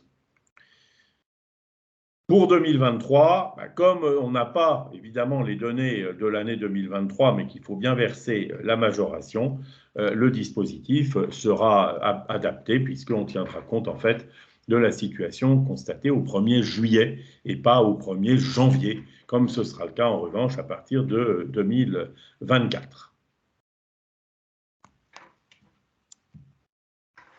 La dotation élue locale bénéficie également d'un effort complémentaire, un effort complémentaire portant sur la prise en charge augmentée de 500 000 € de deux composantes qui existaient jusque-là pour traiter le remboursement des frais de garde ou d'assistance aux personnes âgées ou handicapées pour les élus locaux, quand ils sont dans l'obligation de dépenser à cet égard pour participer aux réunions du conseil municipal ou des commissions dont ils sont membres. Et puis 3 millions qui existaient aussi au titre de l'assurance fonctionnelle, permettant de rembourser les communes pour les dépenses d'assistance fonctionnelle, notamment d'assistance juridique, qu'elles peuvent avoir engagées. Alors, on change de logique juridique. Hein. C'était jusque-là un programme géré par le ministère de l'Intérieur. Ça reste géré par le ministère de l'Intérieur, mais sous une forme un peu différente. Ça prend la forme de ce qu'on appelle un prélèvement sur recette à hauteur de 7,5 millions. Donc, vous voyez, il y a un petit effort de 500 000 euros avec une répartition qui est 4,5 et 3. Les montants devant être eux-mêmes répartis, suivant un décret qui viendra préciser les choses, en fonction de la population des communes de moins de 3 500 habitants. Ça veut dire potentiellement qu'on peut imaginer que, quelle que soit la situation réelle de chaque commune, il y aura plutôt une répartition de type forfaitaire, mais je ne veux pas m'avancer trop sur ce plan-là. Et puis sur la dotation élue locale, un autre élément positif pour les communes nouvelles qui viendraient à se créer à partir du 2 janvier 2022. Et je ne sais pas s'il y a ou non des prévisions ou des anticipations dans votre département, mais on peut l'imaginer. Les communes nouvelles bénéficieront jusqu'en 2026, c'est-à-dire jusqu'à l'année des élections municipales où les élections où les conseils municipaux seront évidemment refondus, en fait, d'une garantie de versement de la totalité des anciennes dotations élues locales perçues par leur commune avant la fusion, à l'exception évidemment des deux composantes dont je viens de parler, puisque ces deux composantes sont nouvelles dans leur mode de fonctionnement et donc n'ont pas à être traitées de la même façon. Donc vous voyez, là aussi, un effort particulier de l'État visant à améliorer, à faciliter ou à ne pas empêcher en tout cas la création des communes nouvelles par rapport à ce qu'a été comment dirais-je, l'amélioration du dispositif de la dotation aux élus locaux depuis quelques années, vous le savez, avec notamment l'augmentation du montant et la diminution des exigences mises pour la toucher. Tout ça, est-ce que ça vous paraît clair ? Je sais que ça a un côté un peu catalogue qui peut parfois être un peu désagréable, mais j'ai essayé de rentrer dans le détail autant que possible. Alors, un point sur lequel, avant de passer à la fiscalité, je voudrais quand même revenir de façon un petit peu particulière, c'est en appelant votre attention sur les conséquences des réformes qui sont intervenues au cours des dernières années dans le calcul du potentiel fiscal et du potentiel financier à la suite de la réforme fiscale, c'est-à-dire d'abord de la suppression de la taxe d'habitation, et à la suite notamment de la loi de finances pour 2022 qui a introduit de nouvelles ressources dans le calcul du potentiel fiscal communal. Pour faire simple, vous le savez, avec la suppression de la taxe d'habitation, vous vous êtes vu dans les communes confier le foncier bâti départemental, et d'autre part, vos EPCI se sont vus attribuer une fraction de TVA. Ça veut dire que le potentiel fiscal, qui est un indicateur théorique de richesse, a été assez profondément bouleversé. D'abord parce que sur le foncier bâti, d'une part, le taux moyen auquel on calcule le potentiel a été lui-même quasiment doublé, puisque c'est l'effet du transfert de la part départementale, et qu'en outre, il a fallu tenir compte du COCO, ce fameux coefficient correcteur, qui fait que, dans certains cas, vous ne percevez pas la totalité de l'impôt payé par vos contribuables, et dans d'autres cas, vous percevez, en plus de l'impôt payé par vos contribuables, un complément de recettes qui vous est attribué par les communes qui ne sont pas dans votre situation, celles qui voient une partie de leur impôt partir à l'extérieur.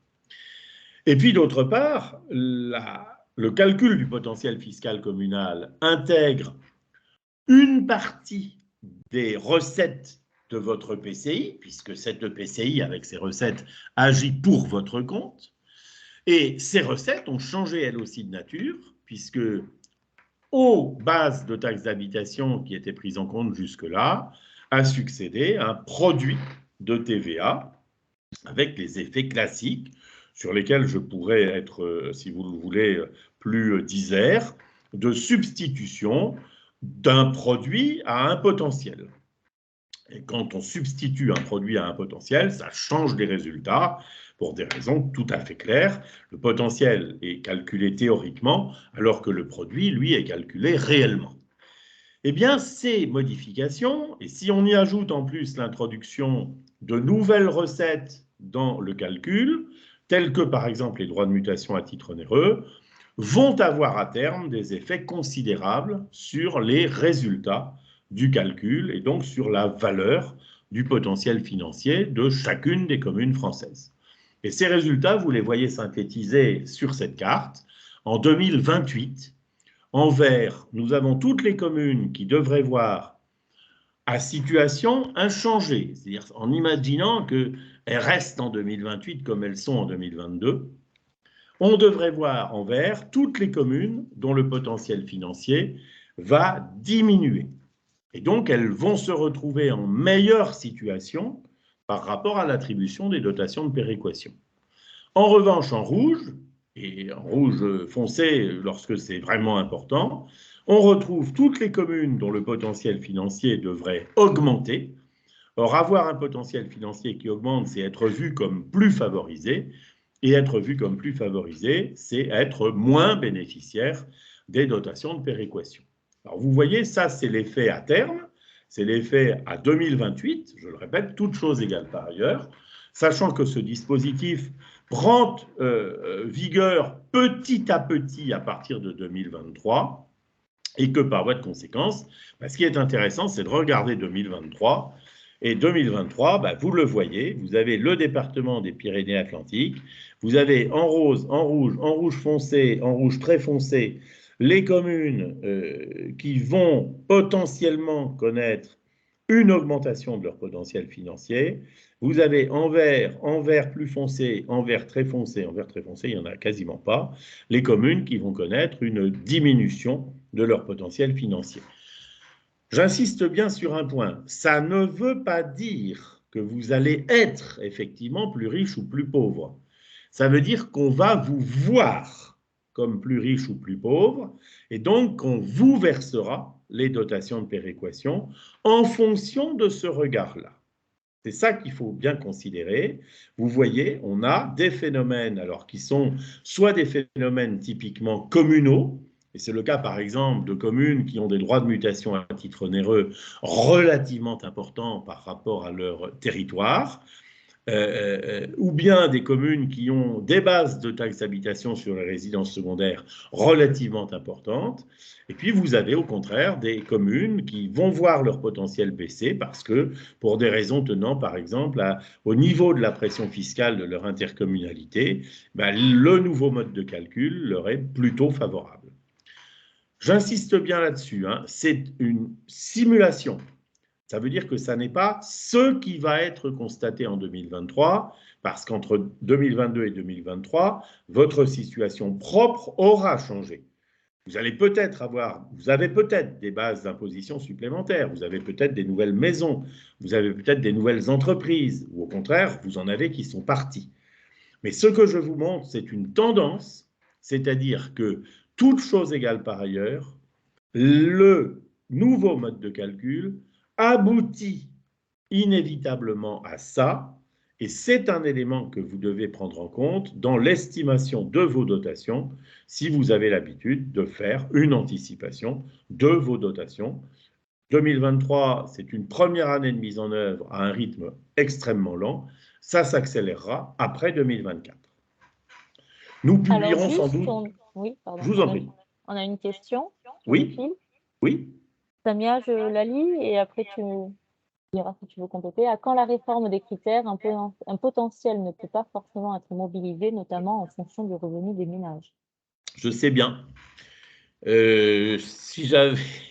ça- Le problème, c'est que le débat est clairement sur la table, hein. Tous les ans, au comité des finances locales, il est rappelé que les critères n'ont plus véritablement de valeur.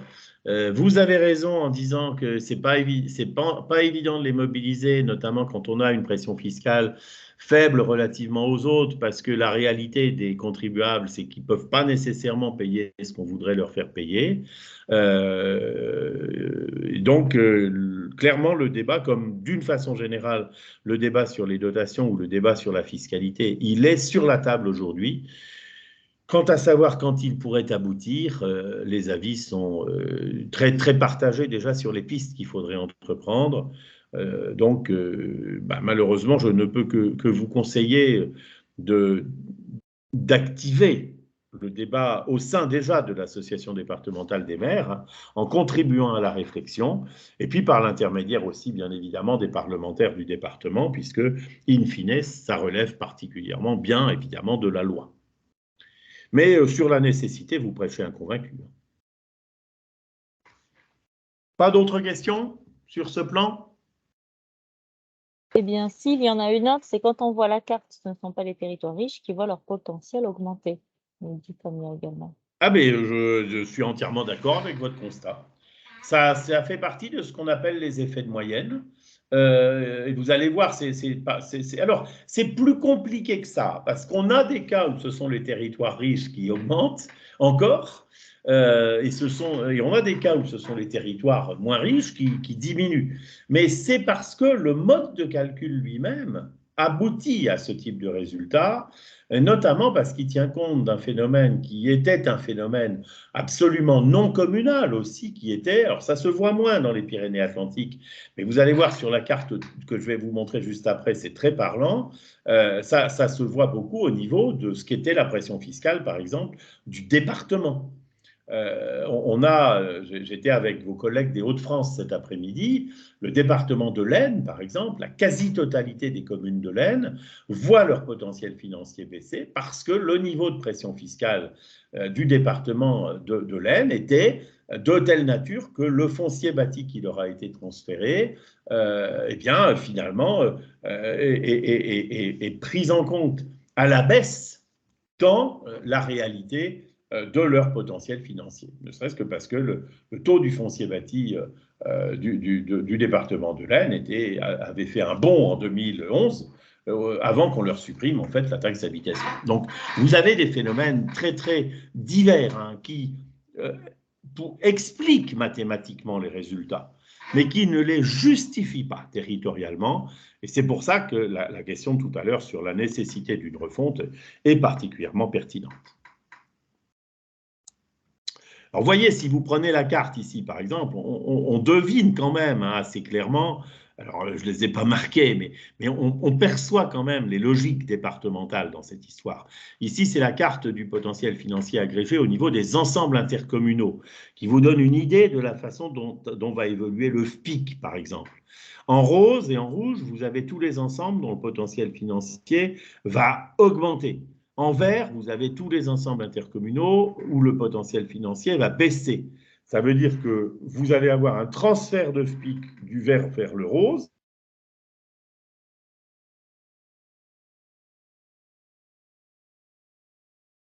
Attribution du FPIC du rose vers le vert. Les EPCI des Pyrénées-Atlantiques, il faut bien le reconnaître, ne sont pas particulièrement favorisés dans cette histoire. C'est le cas de beaucoup de départements du littoral atlantique, notamment pour des raisons qui tiennent aussi à l'introduction de ces fameux droits de mutation à titre onéreux dont je parlais tout à l'heure, et qui, évidemment, contribuent pour une part non négligeable à l'évolution positive du potentiel financier dans certains cas. Alors ici, ça se voit à l'échelle des ensembles intercommunaux, ça ne se voit pas nécessairement de la même façon à l'échelle des communes, mais c'est une réalité. Et puis, double peine, l'effort fiscal agrégé, il bouge aussi et il bouge à peu près chez les mêmes. Ça veut dire que, comme vous le savez, l'effort fiscal agrégé, c'est quelque chose qui sert pour le calcul des attributions entre les ensembles intercommunaux. Et bien, plus l'effort fiscal va augmenter en vert, donc plus les ensembles seront bénéficiaires, et au contraire, plus il va baisser. Moins les ensembles qui sont bénéficiaires le seront, même si le critère ne joue que pour un cinquième, en fait, dans le calcul du montant des attributions. Alors, c'est ce qui explique quelques-unes des adaptations qu'on rencontre en fait dans la loi de finances pour 2023. Hein, ces phénomènes un petit peu bouleversifiants, il faut bien dire. Première adaptation concernant l'effort fiscal des communes, c'est la suspension du dispositif qui avait déjà été mis en sommeil, mais ça c'était la règle normale pour 2022. Suspension du dispositif parce que on a un vrai problème sur le nouveau calcul de l'effort fiscal communal. Il n'intègre plus l'effort fiscal par l'intermédiaire des EPCI, il n'intègre plus en fait les impôts ménages payés aux EPCI, il n'intègre plus la taxe d'enlèvement des ordures ménagères, il n'intègre plus la redevance d'enlèvement des ordures ménagères, et on se rend compte que ça crée quand même un sacré bouleversement. Nous avions, je ne sais plus, peut-être parlé l'année dernière, ce qui fait que l'État a préféré reprendre en fait le temps de réfléchir pour savoir s'il faut vraiment maintenir la règle ou pas. Bref, en 2023, votre effort fiscal, qui sert pour le calcul notamment de votre DSR bourg-centre, qui sert pour la DSU, qui sert pour la dotation nationale de péréquation, eh bien votre effort fiscal sera calculé de façon classique. Et puis, cet élément va jouer aussi sur le FPIC. Hein, vous avez vu la carte de la diapo précédente. Ça veut dire qu'on va également modifier les règles d'attribution du FPIC. Alors, on ne modifie pas les critères, mais on modifie simplement deux dispositions. L'exigence d'un seuil d'effort fiscal minimal à 1 pour être bénéficiaire. Cette exigence disparaît. Elle existait depuis l'origine. À l'origine, elle était à 0,75 et puis elle avait remonté progressivement. Mais là, avec l'évolution de l'indicateur, vous avez vu la carte, on préfère supprimer pour l'instant toute exigence pour être sûr de ne pas pénaliser de façon trop brutale des EPCI qui seraient simplement victimes du nouveau mode de calcul.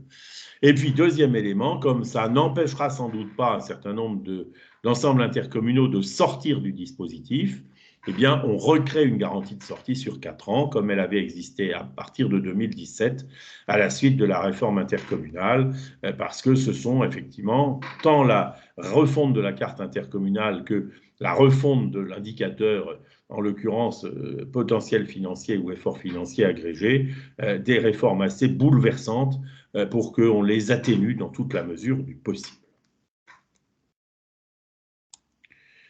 Voilà, et puis avant de passer à la fiscalité, quelques petits éléments complémentaires sur les dotations d'investissement.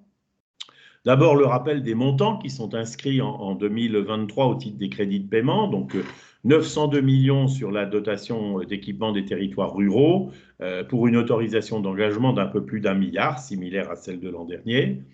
547 millions de crédits de paiement sur la dotation de solidarité de soutien à l'investissement local pour 907 millions d'autorisations d'engagement. Alors, pourquoi une telle différence? C'est parce que la DSIL, vous le savez, porte sur des opérations qui s'étalent davantage dans le temps. Donc, on a des crédits de paiement qui vont aller au-delà de 2023. C'est ce qui explique d'ailleurs que sur la DSIL exceptionnelle, qui était liée au plan de relance et qui, de facto, n'existe plus en tant qu'engagement, en tant que nouveau programme, on est encore 276 millions de crédits de paiement, donc qui vont permettre de couvrir la troisième tranche, en fait, des subventions qui auront été accordées. Et puis, sur la dotation politique de la ville, 133 millions d'euros pour une enveloppe de 150 en autorisation d'engagement.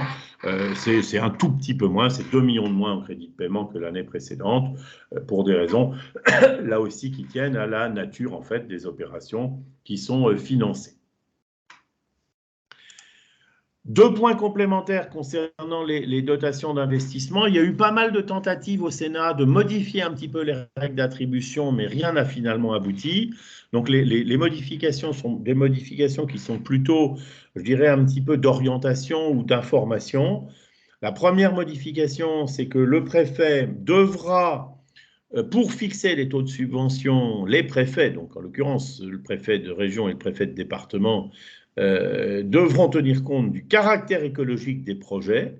Bon, en pratique, hein, je ne suis pas certain que ça change grand-chose, puisque de toute façon, les priorités sur la décile sont les priorités fixées au niveau national et on y trouve évidemment la transition écologique. Quant aux priorités de la DETR, elles dépendent évidemment des commissions départementales, mais on peut imaginer que quelque part, il y ait peut-être un regard un tout petit peu plus favorable financièrement quand un projet présente effectivement un caractère écologique marqué. Et puis le deuxième élément qui vous intéresse, c'est le fait que la commission départementale DETR sera maintenant informée des projets subventionnés au titre de la DSID, c'est-à-dire de la dotation de soutien à l'investissement départemental, dans une logique finalement de cohérence d'action entre les projets départementaux et les projets communaux ou intercommunaux, ce qui, à mon avis, va dans le bon sens et qui renforce de toute façon la logique d'information des élus locaux par rapport aux projets qui se déroulent sur leur territoire. Puisque par définition, même si un projet est départemental, il se déroule bien quelque part et il se déroule naturellement sur le territoire d'une commune donnée. Et puis le troisième élément qui me paraît utile de rappeler sur les dotations d'investissement, c'est la création de ce fameux fonds d'accélération de la transition écologique, hein, ce qu'il est convenu désormais d'appeler le fonds vert, financé donc à hauteur de 2 milliards d'euros en 2023 en autorisation d'engagement pour 500 millions d'euros de crédit de paiement, donc vraisemblablement un déroulement sur 4 ou 5 ans. Autour de 3 axes et de plusieurs opérations, plusieurs objectifs au sein de chacun des axes. Je ne rentre pas dans le détail parce que vous avez un document qui a été extrêmement bien fait, qui a été publié par le ministère de l'écologie sur ce plan-là. 3 axes qui vous concernent naturellement directement. Renforcer la performance environnementale, pardonnez-moi, adapter les territoires au changement climatique, améliorer le cadre de vie. Donc, on y retrouve une liste d'items portant évidemment sur l'isolation énergétique des bâtiments, la reforestation, la qualité dans les réseaux d'eau et d'assainissement, etc. etc. Les domaines concernés n'étant pas spécifiquement nouveaux, ce qui est nouveau, c'est la volonté d'accélération, sachant que le fonds était initialement prévu à hauteur de 1,5 milliard et que l'État, finalement, y a rajouté 500 millions qu'il a prélevés, qu'il a utilisés, pour tout vous dire, sur le montant de la CVAE qu'il a perçu lui-même en 2022 et dont il ne reversera pas, en tout cas sous cette forme, l'intégralité au bloc communal. Élément particulier, c'est un appui en ingénierie, notamment parce que l'État a aussi entendu la remarque de beaucoup de petites communes qui se plaignaient que les dispositifs du plan de relance soient de facto réservés aux collectivités plus importantes qui bénéficient en interne d'une ingénierie permettant de répondre à la difficulté parfois de certains appels à projets. Donc il y aura un appui en ingénierie au niveau des territoires et puis une gestion déconcentrée au niveau des préfets.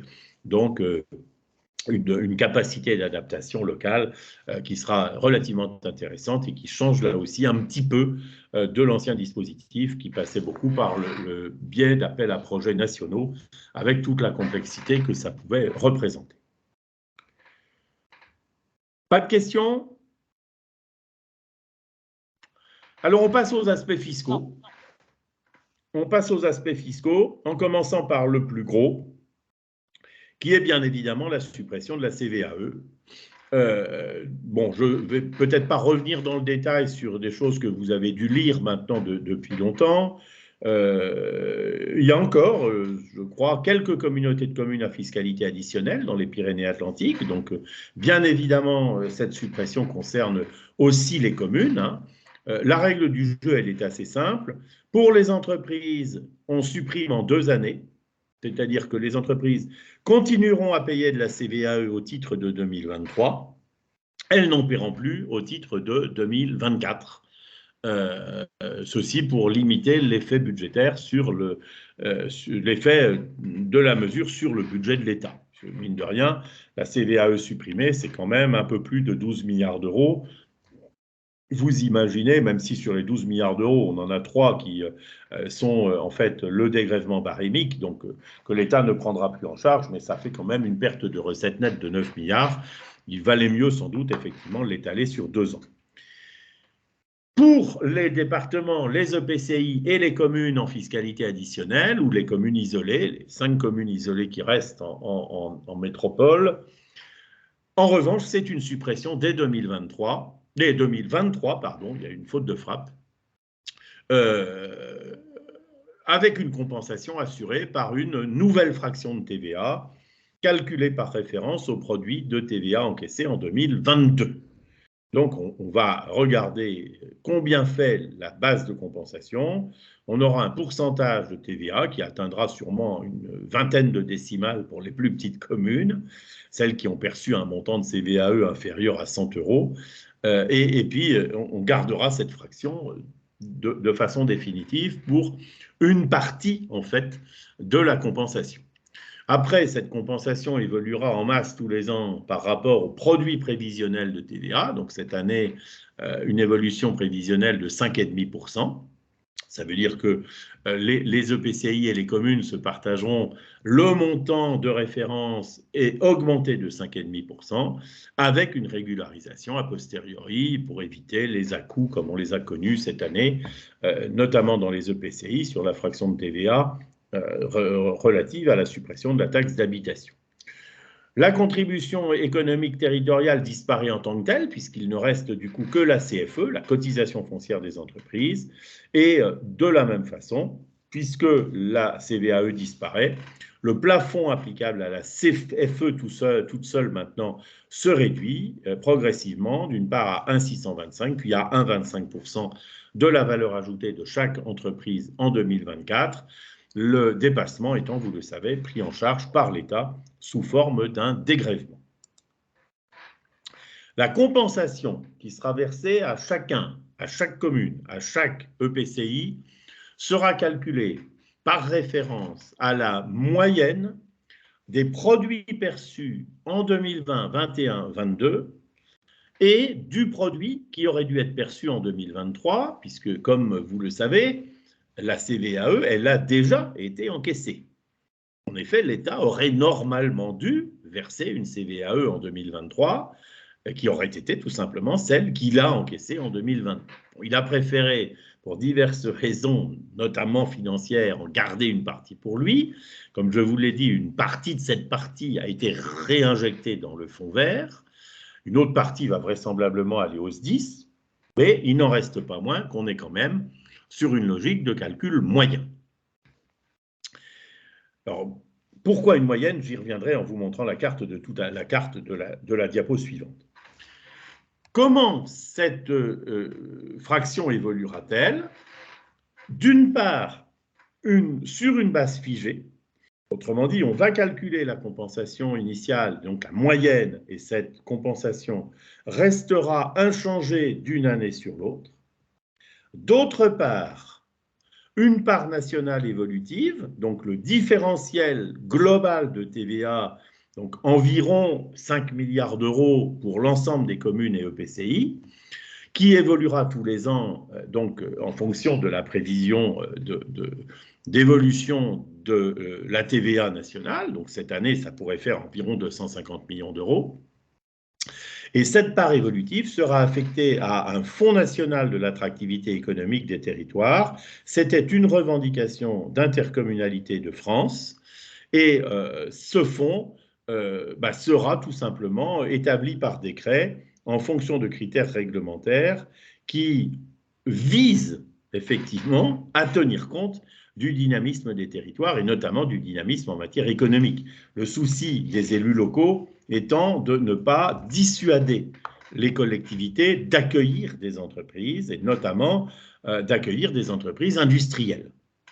Alors maintenant, aller savoir ce que seront les fameux critères en question, c'est évidemment assez difficile. Il en existe. C'est ceux qui étaient utilisés pour la répartition de la CVAE elle-même, hein, les effectifs, la valeur locative des biens. Est-ce qu'on les gardera? Est-ce qu'on les adaptera? On sait que les statistiques d'effectifs ne sont pas tellement fiables. Est-ce qu'on prendra des statistiques de masse salariale? Est-ce qu'on prendra des statistiques d'emploi? Nous verrons bien. Ce qui est certain, c'est qu'il faut en revanche que l'État prenne son décret avant la fin du mois de mars, si on veut que la répartition de cette part évolutive soit effectuée pour permettre la transmission des États 1259 dans des délais satisfaisants. Donc, il reste en fait aujourd'hui un mois et demi pour la concertation, je dirais, avant que le décret ne sorte, mais on n'a pas beaucoup d'écho aujourd'hui de ce que pourraient être les modalités de répartition. Alors, pourquoi une moyenne? Parce que si vous regardez la carte de gauche, c'est celle qui vous intéresse peut-être le plus. La carte de droite est une carte par département. De l'évolution moyenne 2020-2022 par rapport à 2019, vous voyez que vous avez quand même des situations extrêmement hétérogènes, avec des EPCI qui ont connu une baisse supérieure à 10% et des EPCI qui ont connu une hausse supérieure à 10%. Or, 2020-2022, c'est quand même une période caractérisée par les 2 années Covid. 2021-2022, ce sont des années d'activité économique Covid. Et l'État a pris argument de ça pour dire on ne peut pas figer les compensations sur la dernière année parce que cette dernière année ne traduit pas la continuité de l'activité économique. En plus, c'est vrai que la CVAE a un certain nombre de défauts. C'est le fait qu'elle est très dépendante, finalement, du traitement fiscal d'une entreprise dominante. On l'a vu d'ailleurs dans quelques cas d'EPCI qui sont proches de votre territoire.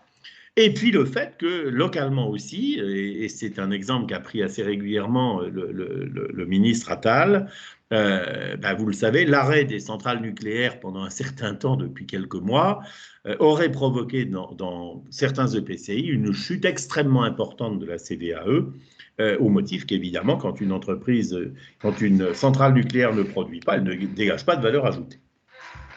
Donc le choix de la moyenne est objectivement assez fondé, surtout si on y intègre effectivement ce qu'aurait été le produit de CVAE 2023, même si on peut considérer effectivement que dans l'histoire, l'État s'est quand même, pardonnez-moi l'expression, gardé une poire pour la soif, mais aux dernières nouvelles et au regard des engagements qu'il avait pris au Sénat, il semblerait que, comme je le disais, l'argent de la CVAE 2023 ne soit pas conservé par l'État pour ses propres besoins, mais soit bien remis à disposition des collectivités territoriales, que ce soit avec le fonds vert, que ce soit avec un financement complémentaire des SDIS. Bon, la seule chose discutable, c'est que ces deux financements sont ponctuels et qu'évidemment, ils ne se retrouveront pas de façon pérenne dans la base de calcul. Alors, je vais passer sur cette diapo parce que je vois le temps qui court et je voudrais quand même avoir le temps de commenter le foncier bâti et puis cette fameuse ligne LGV. Mais en revanche, vous pourrez éventuellement vous intéresser à la diapo sur laquelle j'ai sauté, ou peut-être y reviendrons-nous, je parle sous votre contrôle, dans l'hypothèse éventuellement d'une autre réunion qui pourrait avoir lieu avec l'Association des maires des Pyrénées-Atlantiques, peut-être dans un cadre un peu différent, sur la question, en rebondissant sur ce que vous disiez tout à l'heure, sur finalement quelles sont les réformes indispensables. Premièrement, la revalorisation forfaitaire des bases, c'est désormais connu. Vous aurez 7,1% d'augmentation pour les locaux d'habitation, pour les locaux industriels. C'est ce que montre en fait le graphique qui est, vous le voyez en rouge, les histogrammes, qui représentent l'évolution de l'indice des prix à la consommation harmonisée de novembre N-2 à novembre N-1, l'indice des prix qui est, lui, traduit par la courbe bleue. Donc, en fait, le rouge, c'est l'évolution du bleu d'une année sur l'autre. Et puis, vous avez le point noir. Les points noirs, ce sont en fait les points qui sont les points de l'indice moyen annuel, qui montrent effectivement qu'en période d'accélération de l'inflation, ben, le mode de calcul est plus avantageux, mais ça veut dire, à contrario, qu'en période de décélération, le mode de calcul sera moins avantageux. Et donc, clairement, il ne faut pas s'attendre à une augmentation de 7% l'année prochaine, enfin en 2024. Elle sera vraisemblablement sensiblement moins élevée, surtout si l'inflation se calme effectivement au deuxième semestre. Ça, c'est pour les locaux d'habitation et industriels. Après, vous faites ce que vous voulez, bien sûr. Hein, vous avez le droit de baisser vos taux d'imposition si vous décidez que 7,1% pour vos contribuables, c'est quand même beaucoup. Deuxième élément d'information sur les valeurs locatives, suspension en 2023 de l'intégration des valeurs locatives révisées des locaux professionnels qui ont fait l'objet d'un gros travail à l'hiver et au printemps, mais qui ont aussi fait l'objet de grosses observations, voire de critiques de la part des commissions départementales et intercommunales des impôts directs, au motif notamment que les éléments de comparaison ne sont pas toujours d'une grande fiabilité.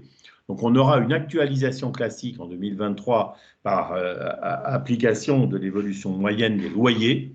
Et en revanche, on va mettre à profit l'année 2023, vraisemblablement, voire 2024, pour reprendre la question.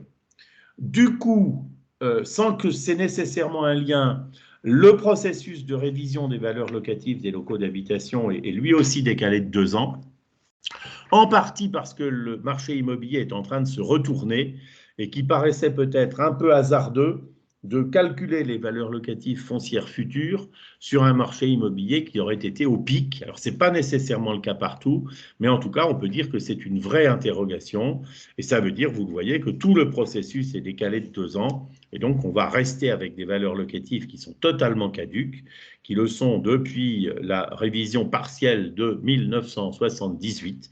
Ça veut dire qu'on aura vécu 50 ans sur des bases caduques. C'est quand même un record d'un certain point de vue, même si par ailleurs une actualisation annuelle a aussi quelques défauts. Troisième élément, la taxe d'habitation sur les résidences secondaires, pour laquelle vous retrouvez en 2023 votre pouvoir de taux dans le respect de la règle de lien avec les taxes foncières, c'est-à-dire que vous ne pouvez pas augmenter votre taxe d'habitation plus ou la diminuer moins que l'évolution soit de votre taxe foncière sur les propriétés bâties, soit de vos deux taxes foncières si elles n'ont pas évolué de la même façon. Donc ça, c'est un point qu'il faut aussi avoir en tête. Hein. Retrouver un pouvoir de taux et vous allez surtout voir étendu le pouvoir de majoration, puisqu'il existe depuis longtemps une possibilité de majoration du taux de TH de 1 à 60%, ce qui n'est pas rien lorsqu'on est en zone tendue. Or, les zones tendues se caractérisaient jusque-là par le fait d'appartenir à une agglomération de plus de 50 000 habitants et d'avoir une insuffisance de l'offre de logement. On crée, avec la loi de finances, une deuxième définition des zones tendues qui concerne cette fois les agglomérations de moins de 50 000 habitants, plus aussi, hein, ça n'a pas beaucoup d'importance, mais marquée par une importance relativement importante, une importance relativement grande du nombre de résidences secondaires. Ceci pour répondre à beaucoup d'observations faites récemment, et notamment dans un département comme le vôtre, sur la pression que fait peser sur les prix de l'immobilier l'importance des transactions sur les résidences secondaires, qu'elles soient des vraies résidences secondaires ou qu'elles soient des résidences de location temporaire. Je ne vais pas revenir sur, vous le savez, le débat qui a lieu régulièrement avec des structures comme Airbnb. Alors, dans ces communes-là, le décret devant être à prendre assez rapidement, parce que pour instaurer la majoration, il faudra délibérer avant le 28 février 2023, le décret qui devait porter au départ sur un nombre de communes relativement restreint, de l'ordre de 4 à 5 000. Aujourd'hui, il y a une très très forte poussée des élus locaux pour étendre en fait l'ampleur du décret en réduisant la proportion de résidences secondaires. On parle aujourd'hui de plus de 10 000 communes. Alors vous voyez effectivement que ce n'est pas négligeable, hein, notamment au regard de la nature de ces résidences secondaires, dont je ne sais pas en fait ce qu'elles peuvent être chez les uns et chez les autres. Ça dépend si ce sont des vraies résidences secondaires permanentes, des résidences secondaires de retraite ou bien, comme je le disais, des résidences Airbnb. Les choix ici, évidemment, résultent des logiques d'observation locales et des politiques de l'habitat. Corrélation avec ça, c'est la modification du texte sur la taxe sur les logements vacants, puisque dans les communes qui auront été listées dans les décrets dont je viens de parler, la taxe sur les logements vacants s'appliquera de plein droit. Ça veut dire que non seulement elle s'appliquera de plein droit à un taux qui est augmenté, 12,5%, il passe à 17 la première année, et de 25, il passe à 34 l'année suivante. Donc, c'est un taux qui a vocation dissuasive. Mais surtout, dans les communes où ça va se produire, la taxe d'habitation sur les logements vacants, évidemment, disparaît, puisqu'il ne peut pas y en avoir deux. Et dans ces communes-là qui vont voir disparaître leurs recettes, si jamais elles l'avaient instituée, elles auront en contrepartie la possibilité d'instituer la majoration dont j'ai parlé tout à l'heure. Pour les communes non concernées par la taxe sur les logements vacants, et pour avoir une sorte de situation symétrique avec les autres, la date du 28 février s'applique également pour instituer la taxe d'habitation sur les logements vacants. Donc je résume sur ces deux éléments. D'une part, extension des zones tendues aux communes situées dans des agglomérations qui sont caractérisées par une proportion importante de résidences secondaires, avec un décret à paraître avant la fin février. Dans ces communes-là, mise en place automatique de la taxe sur les logements vacants et disparition, si elle existait, de la taxe d'habitation sur les logements vacants. En contrepartie, pour ces communes-là, possibilité d'instaurer la majoration sur la taxe d'habitation classique. Et dans les autres communes, celles qui resteront non concernées par les zones tendues, possibilité avant le 28 février 2023 d'instaurer la THLV si vous le voulez. La THLV fonctionnant suivant le mode classique qui c'est le taux en fait de la taxe d'habitation. Et avec, vous le savez aussi, une possibilité de substitution pour le PCI dans les communes où la THLV, elle, n'a pas été instituée. Bon, je passe assez rapidement sur des dispositions relatives aux exonérations de foncier bâti. On prolonge en fait globalement la durée des exonérations pour les logements qui présentent des vrais caractères de performance énergétique. Je n'insiste pas là-dessus. C'est évidemment quelque chose qui est favorable à l'environnement. Notamment le premier point, c'est quelque chose dont il faudra voir dans quelle mesure ça s'applique concrètement à des exonérations existantes. Je ne vais pas insister parce que ce sont des détails un petit peu trop techniques, si vous voulez, pour l'esprit de notre webinaire de ce soir. Un petit peu plus important peut-être par rapport à vos publics, c'est la suppression de ce qu'on appelait l'exigence de non-cohabitation pour le foncier bâti et la taxe d'habitation, qui faisait que des personnes âgées à faible revenu, qui normalement bénéficient d'abattement, de dégrèvement ou d'exonération sur ces deux impôts, n'en bénéficiaient pas au motif que, par exemple, elles continuaient à vivre avec quelqu'un ou que leur occupant, leur ancienne résidence était en fait complètement vide. Bon, en pratique, on s'est rendu compte que c'était assez difficile à comprendre, je dirais presque moralement, pour les personnes âgées à faible revenu en question, qui en plus sont assez rarement dans la situation de pouvoir décider facilement d'un mode d'occupation ou d'un changement de mode d'occupation particulier. Donc, on a supprimé ces éléments. Ça représente 30 millions d'euros. Ce n'est pas considérable. L'État a accepté, en fait, de les prendre en charge dans le cadre du projet de loi de finances à la demande de l'Assemblée nationale en première lecture. Donc, ces exigences qui existaient jusque-là sont supprimées, en fait.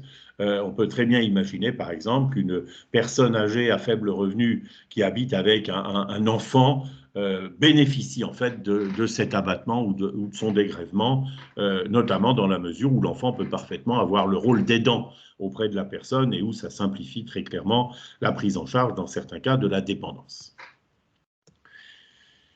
Un petit point de précision sur l'IFER relative aux centrales photovoltaïques pour lesquelles on a un système de rebasculement pour les nouvelles centrales photovoltaïques, mais vous savez que la loi en cours de discussion va évidemment en encourager la création au bénéfice des communes d'implantation qui jusque-là ne bénéficiaient notamment dans les EPCI à fiscalité professionnelle unique de rien.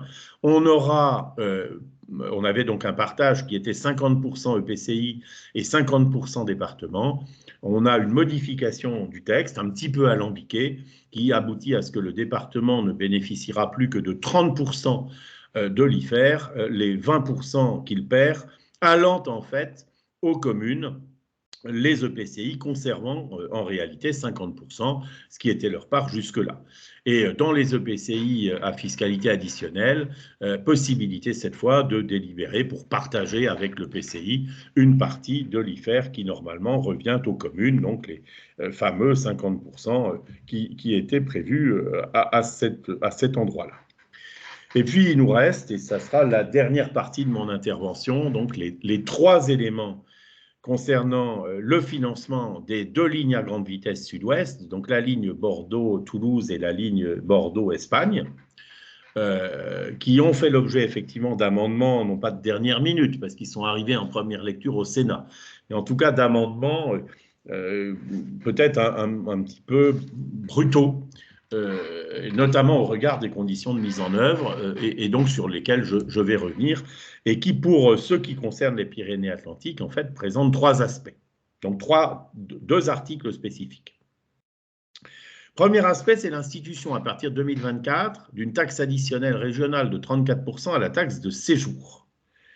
Dans tous les départements que vous avez ici, et donc notamment dans le département des Pyrénées-Atlantiques, alors, comme taxe additionnelle à la taxe de séjour, ça veut dire qu'il faut avoir institué la taxe de séjour. Là où il n'y a pas de taxe de séjour, il n'y a pas de taxe additionnelle régionale, puisque la taxe se calcule pardonnez-moi, comme la taxe additionnelle départementale d'ailleurs, par augmentation du taux, donc vous voyez ici 34%, au tarif de la taxe de séjour voté au niveau communal ou intercommunal. Ça, c'est un premier élément.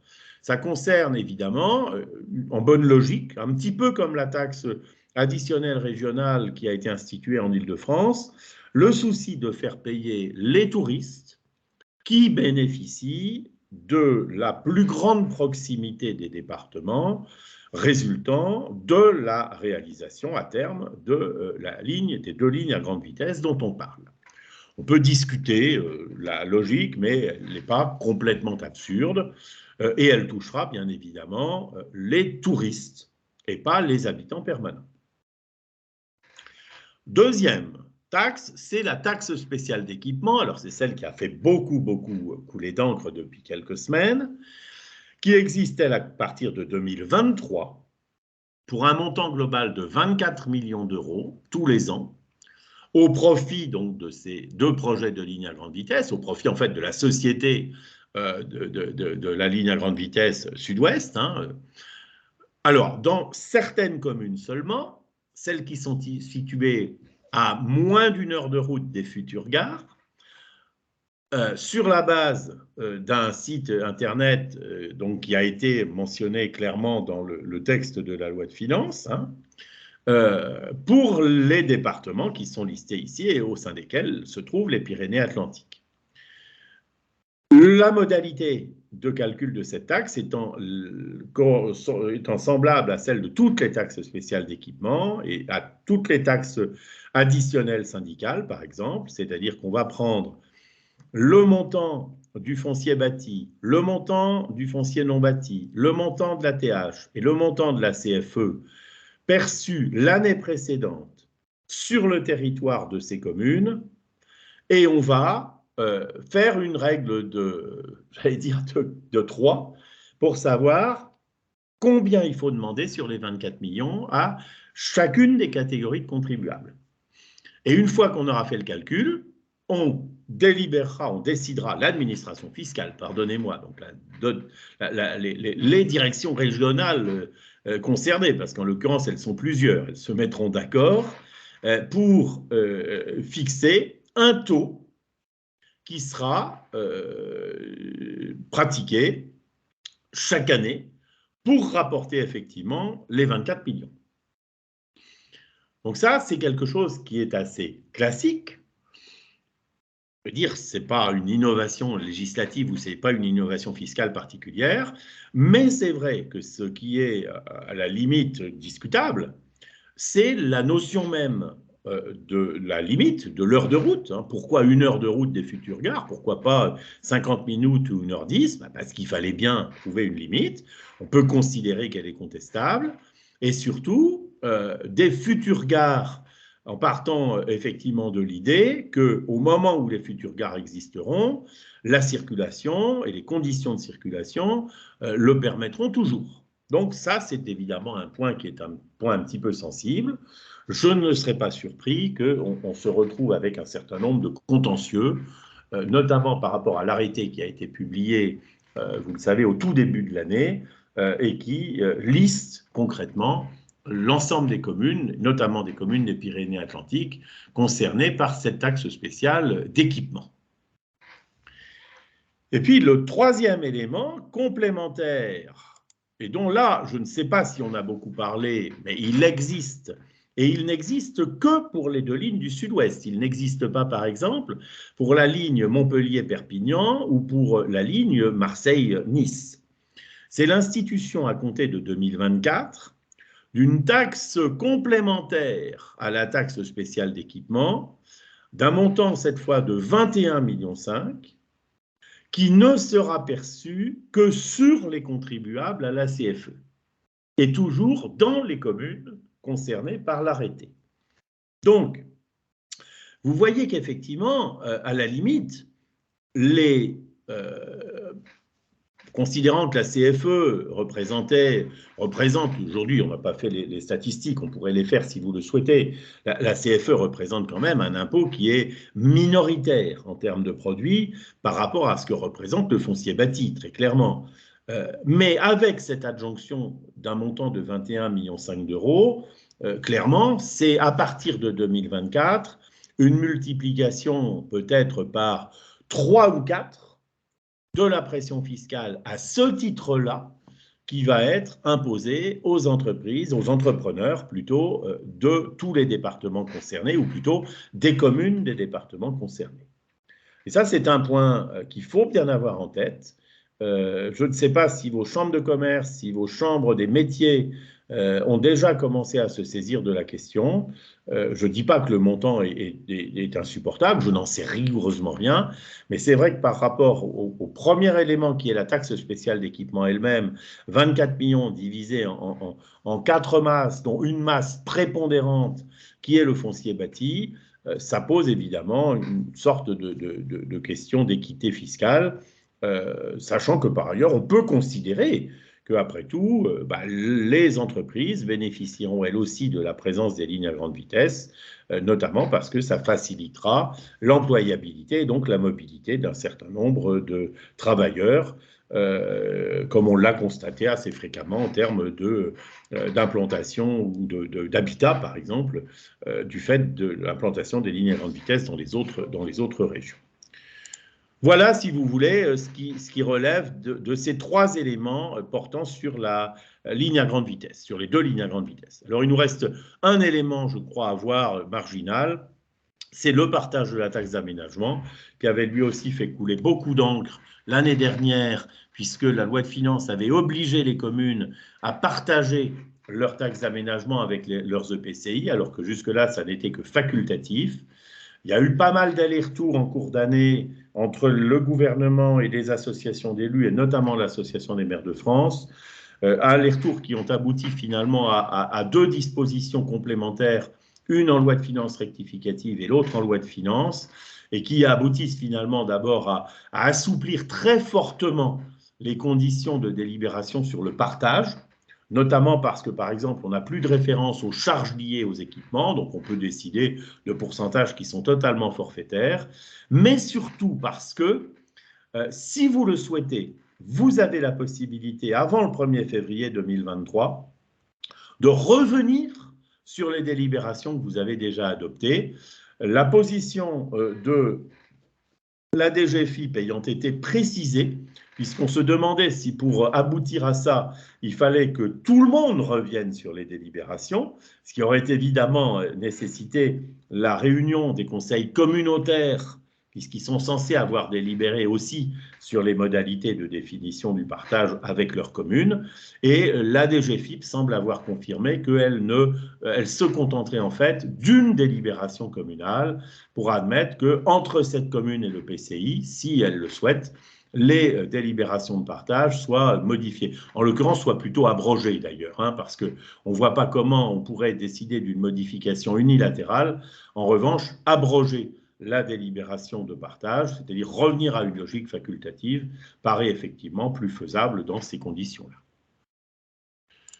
Voilà, Alors, je vous renvoie à la dernière page qui est la page de publicité dans laquelle vous retrouverez le DOB en instantané, je vous disais, qui a été publié sur notre site. Vous avez les références ici, vous avez même un lien hypertexte sur le support que je vais envoyer tout à l'heure à Madame Zink. DOB en instantané qui vient compléter, je pense, de façon un petit peu utile, les éléments que je vous ai donnés ce soir de façon un petit peu dense, mais sur une durée de 2 heures, ce n'était pas évident de le faire. J'espère que vous ne m'en voulez pas et on se garde peut-être un petit peu de temps maintenant, si vous le souhaitez, pour des questions, si jamais vous en avez encore, parmi ceux qui ont été assez courageux pour rester jusqu'au bout. Oui.